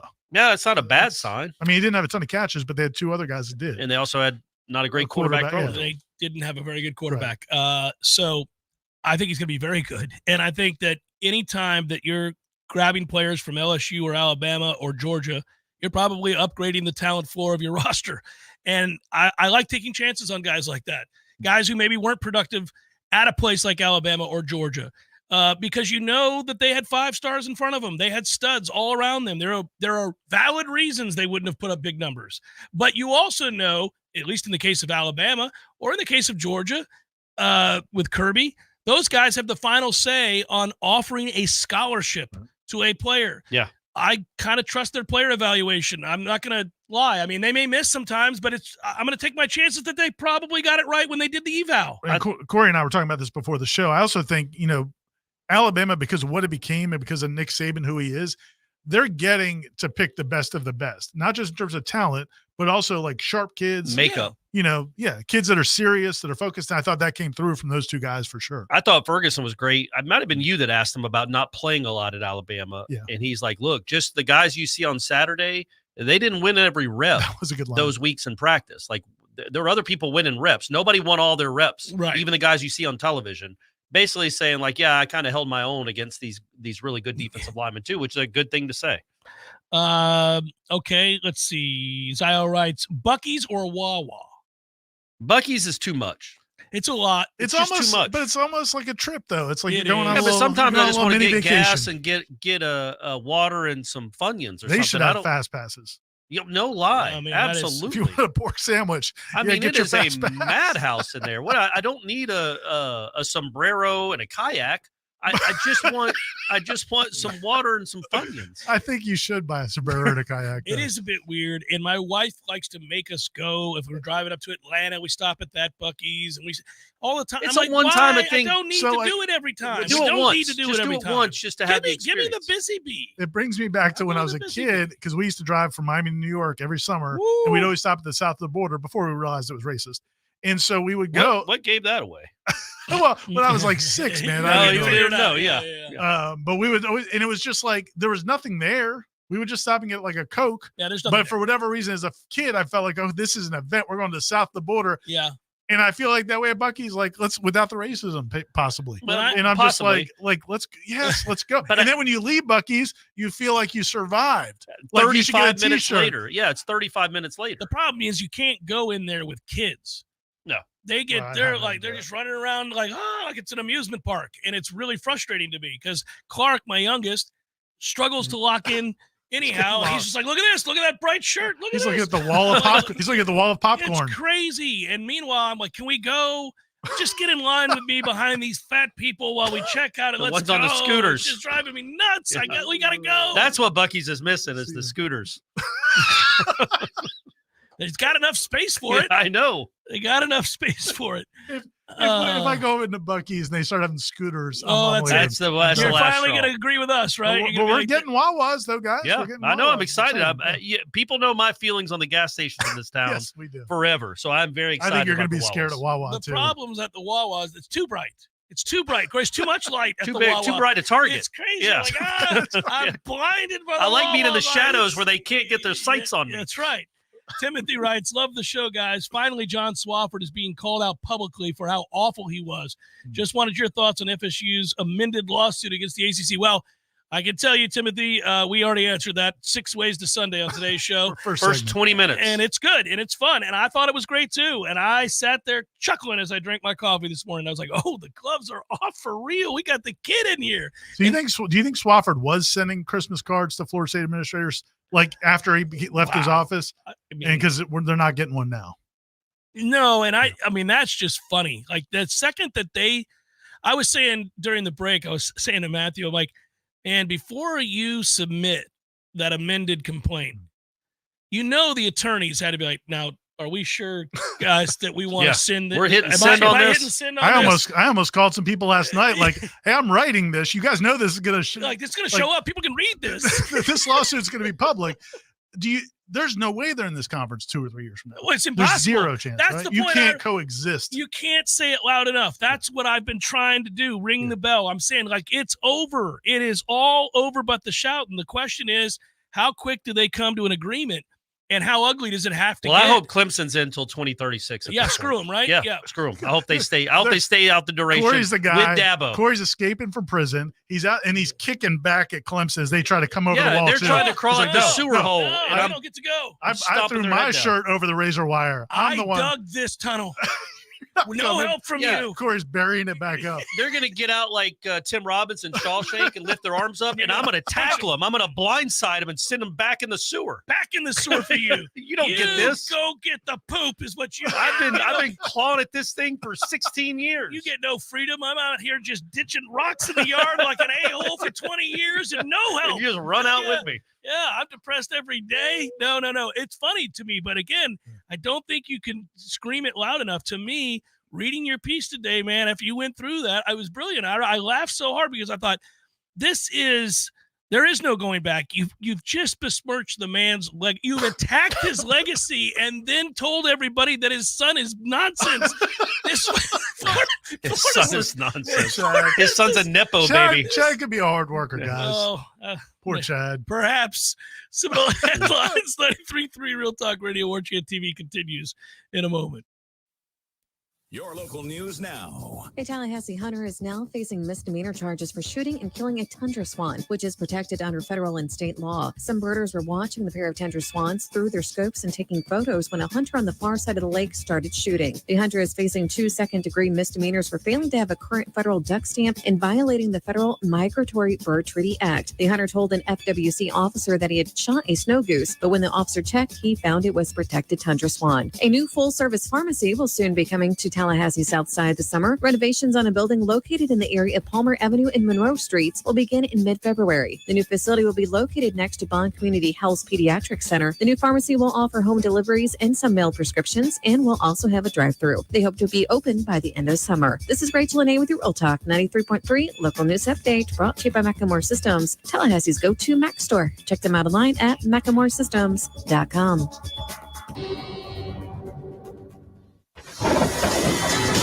This is meteorologist Paul Trombley with your Real Talk 93.3 weather update. Highs level off around 63 this afternoon under mainly sunny skies, westerly winds 5 to 10 miles per hour. 44 tonight. Mainly clear skies tomorrow. High temperatures reach up to 63.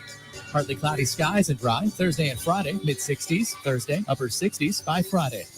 This report is brought to you by the Lawn Johns. For all your landscaping and lawn care needs, visit thelawnjohns.com. Right now, it's 61 degrees. Did you know metal roofs' survivability far exceeds that of traditional shingle roofs? It's time to consider a metal roof from Metal Roofing Sales of Tallahassee. We provide the best quality, least expensive material and accessories in the area, as well as material pickup and delivery. Our painted panels qualify for the City of Tallahassee's low-interest Energy Star loan program also. And don't forget about our veteran law enforcement discount. Give Metal Roofing Sales a call today at 536-9123, 536-9123. There's fun to be had every night at the Corner Pocket. Take-home prizes on Trivia Tuesdays and Beer Bingo Thursdays. And kickstart your weekend with Martini Fridays. Plus happy hour runs every weekday and game day specials every time the Noles take the field. Watch all the best games at the Corner Pocket's Vegas Wall, featuring 560 inches of flat-screen TV heaven. Oh, really? The best food, the best drinks, and the best place to watch all the games. Tallahassee loves the Corner Pocket.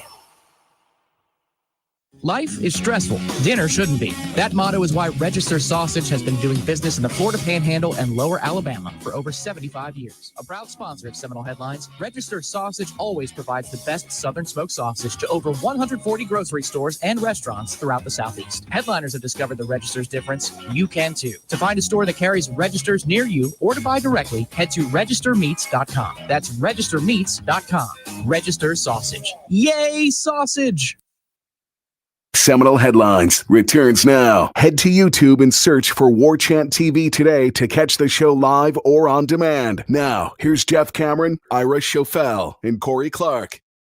Quick, this one's a good one. I like this. Jason writes from Charlotte, love the show, as always. 2 fun, random off-season questions. Who are you pulling for, quote-unquote, next season in the UF Miami game? Nobody's pulling for anybody, but I think I would pull for Florida. I don't know. Miami's going to be better than Florida. Florida's got at least 6 losses on their schedule already. I don't think it matters who you pull for. Yeah. I think Florida's going to lose. I think Florida is going to lose. It's at the Swamp, but I can though. still pull for them. I think. Is it? I think it's at the Swamp. It is in the Swamp. Yeah. Didn't really matter. I mean, Arkansas walked into the Swamp. Tate Rodemaker walked into the Swamp. Lots of people walked into the Swamp and did whatever they wanted to do. But, You're right. But I'm just saying, that Arkansas team the week before had scored 3 points. Yeah, I remember. 3. Yeah. They scored 38 against Florida in the Swamp, Corey. Oh, yeah. So I don't know. Yeah, I guess Florida. Pull is a strong word there. I don't know about that. The second part of what he wants to know is in regards to analytics, Jeff was talking about if you were in Bowden's shoes for the choke at Doak and we score that late touchdown, would you have kicked to tie or gone for 2 after the comeback? So eternal question. The real question is they needed to do what they do now. And when they made it 31-23 is when they should have gone for 2 because you only got to get one of the next 2 to tie the game anyway, which is what it ended up. But I don't think you go for 2 because I feel like they scored that tying touchdown with like a minute and a half left. There was. And then Spurrier never punts because he would have been down by a point. Also, you know what I mean? You got the ball back. Yeah. Also, you came all the way back there. That felt like a loss for Florida and a win for Florida State. That's the argument for sure. Yeah, that's tough.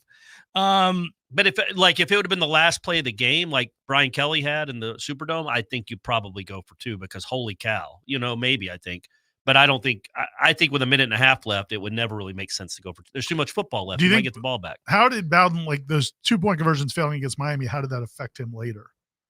I never asked him. Don't know. Did you sense anything? He never really had a lot of chances. He never had a lot of chances. There weren't too many moments where you can pinpoint, he clearly was affected, and here's how I know that. You don't really have that opportunity.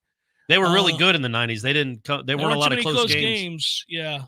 And the ones that were close, they, lost. A lot of them. Sean writes, more of a request here, gentlemen. Any chance you can highlight baseball position groups leading up to opening day? Yes, there is. Looks like our pitching staff is taking a big step forward, and power hitting will be the source of the offense. What say you? Well, I think they're going to score, Sean. I just said that. I think they'll hit, and hashtag elite headliner. And he says he's improved the athleticism. So it may not just be power. Yeah, I think that's there. That's fine. Is the Cam Davis kid playing? Yeah. He's on the baseball team, right? Oh, not this year. I don't know. Yeah, I don't know if he would be this spring. But isn't he? He's here, but he's going through tour duty and stuff. I don't know if he would do it this time. I think he wants to play baseball, but I don't know if he would do it now. A big-time dude. I thought he was a pretty big-time baseball guy. I bet that would help. I was just saying that would help the athleticism a little bit. Right. I think they're going to hit. Sean, I have more questions about whether or not they're going to pitch. He's under the impression that he thinks they're going to be much better in the rotation. Do you think that? And they've got guys that have pitched a lot. Yeah, and they brought in some guys. I mean, they do have that. They do. Well, what's his name? Could be good. Baumeister. Lighter. And Lighter. And then Whitaker's Lighter, back. Lighter could be really good. Isn't he still on the team? Baumeister's gone, right? Yeah. Oh, whatever. Sean, we've been dialed into basketball, and it's okay. Next week we'll ask the question again. Yeah, we'll get it. We still got a couple weeks till opening day. Ryan writes, who's the bigger ACC villain, Flanagan, Reddick, or Swafford? Oh, Swafford. Who are the other two? Flanagan and Reddick. JJ Reddick. Well, he always could be one. Yeah, I wish I didn't like his podcast as much as I did. I mean, I always respected JJ Reddick. Yeah, he was just such a. I mean, he was pretty unlikable when he was. Yeah, but I also respected Christian Laettner. He was very, very unlikable. But he was also awesome. Yeah, he was good. I mean, every time you watch games, you're like, oh, man's dropping 30 again, apparently. Yeah, he's one of the more I would say Laettner's probably the most unlikable Duke player of all time. The only thing is, though, hating Laettner made me like him more because he recognized why he was hated. He relished it. He was like a dude. I love a wrestler. heel who's not afraid to be a heel. And who's makes like, the come shots. on, bring it. And makes all the shots. Well, and has a perfect game in the national championship or the semifinal. Yeah, I mean, come on. You guys know how I feel about scrappy white guys. So Bobby Hurley's number one on the list. Yeah. Yeah, Bobby was annoying. Slap the ground one more time. It was hard. Well, Woj slapped the ground more than him. Woj was worse than him, by the way. Woj was always because Woj wasn't as good as he Bobby wasn't as Hurley. good as Bobby Hurley. That's was right. awesome. Bobby Hurley was a really good player. Yeah. You need to go after Woj. Go after Woj. Chris Collins, too, is sneaky, really annoying because he was not good at all, period. And he was always slapping the floor, acting like he belonged. Chris also missed a big shot here in Tallahassee. And did he? Yeah, well, from point-blank range. He missed a lot of shots. We won the game. Do you think like in the later years when K's got all these one-and-done guys, he's like they're like, now slap the floor. I missed the floor slappers. Can somebody slap? I don't know that Zion ever slapped the floor. No. Can we put on he would have hurt himself. Speaking of, we've had a lot of references to fat today. Zion, come on, man. It's not hard. You're losing portions of your contract because you can't put the chips down. It's crazy how good he would. He's unguardable as it is. I mean, he's a mountain. He's unguardable as it is. Imagine if he was like in great basketball decent shape. Just decent, but he's not in scooter shape yet, though. No, but he's going that route. 5 years after he retires. Yes. That's arthritis, knee replacement, scooter at Disney. Yeah. That's my man. No chance he's making much beyond that. Josh writes, picture this. It's January 2025. FSU has just won the ACC and the national title. How adversarial will those post-game festivities be with Alfred, Norvell, and the commissioner, Jim Phillips? I don't think he'd be there. What's that? I don't think he'd be there. Like they would, like if Florida State wins the ACC championship this year, you don't have to have. There's no law that says the commissioner has to hand them the trophy. The commissioner just doesn't need to be there, and they can leave it on the podium. But he seemed like he was enjoying it so much. Right? Exactly. So what's even the point of this? It's a charade. So just put the trophy on the podium and then walk away. And when Norvell makes it over there after the handshake line, he can pick it up himself. Yeah, because right now, I mean, in the ACC's lawsuit, we're not really talking about it because we don't know what it's going to mean. But they're requesting that FSU not be involved in discussions anymore in the conference. Like they want FSU to not even be like a voting member anymore. How great is it when we go to the ACC kickoff this year in Charlotte? Mm. The three of us rolling into Charlotte. Wear? NWO shirts or whatever. I mean, like this is going to be. I'm down for that. Our Reservoir Dog stuff. Oh, it's going to be fantastic.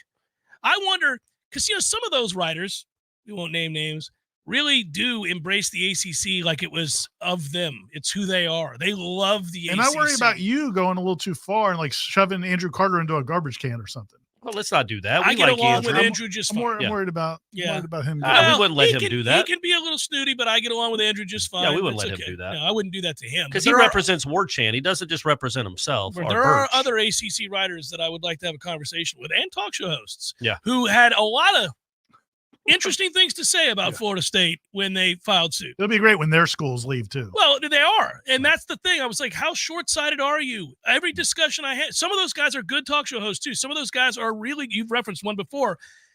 How are you so short-sighted? How do you not see what's at stake here? What's funny about everything. that, and I'll mention it by name because I don't know what station he's on anymore, but he does the YouTube show, Joe Ovies, who was in Raleigh forever, and I think is a very good host. So he's ripped Florida State for the last 6 months. On and on and on and on and on. But go look at his YouTube video after the snub.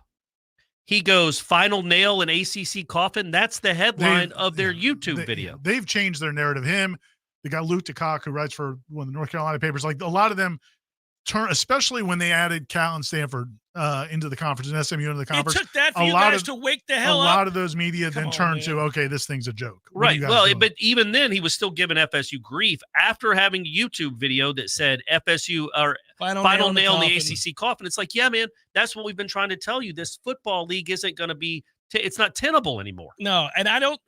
It doesn't mean that we hate the state of North Carolina. It's just this has passed them by. It's not tenable for a place like Florida State. And they have to know it, and I feel like they've been dishonest in their debates in the past, and that drives me nuts. Like their purpose, some of them are smart enough to know better.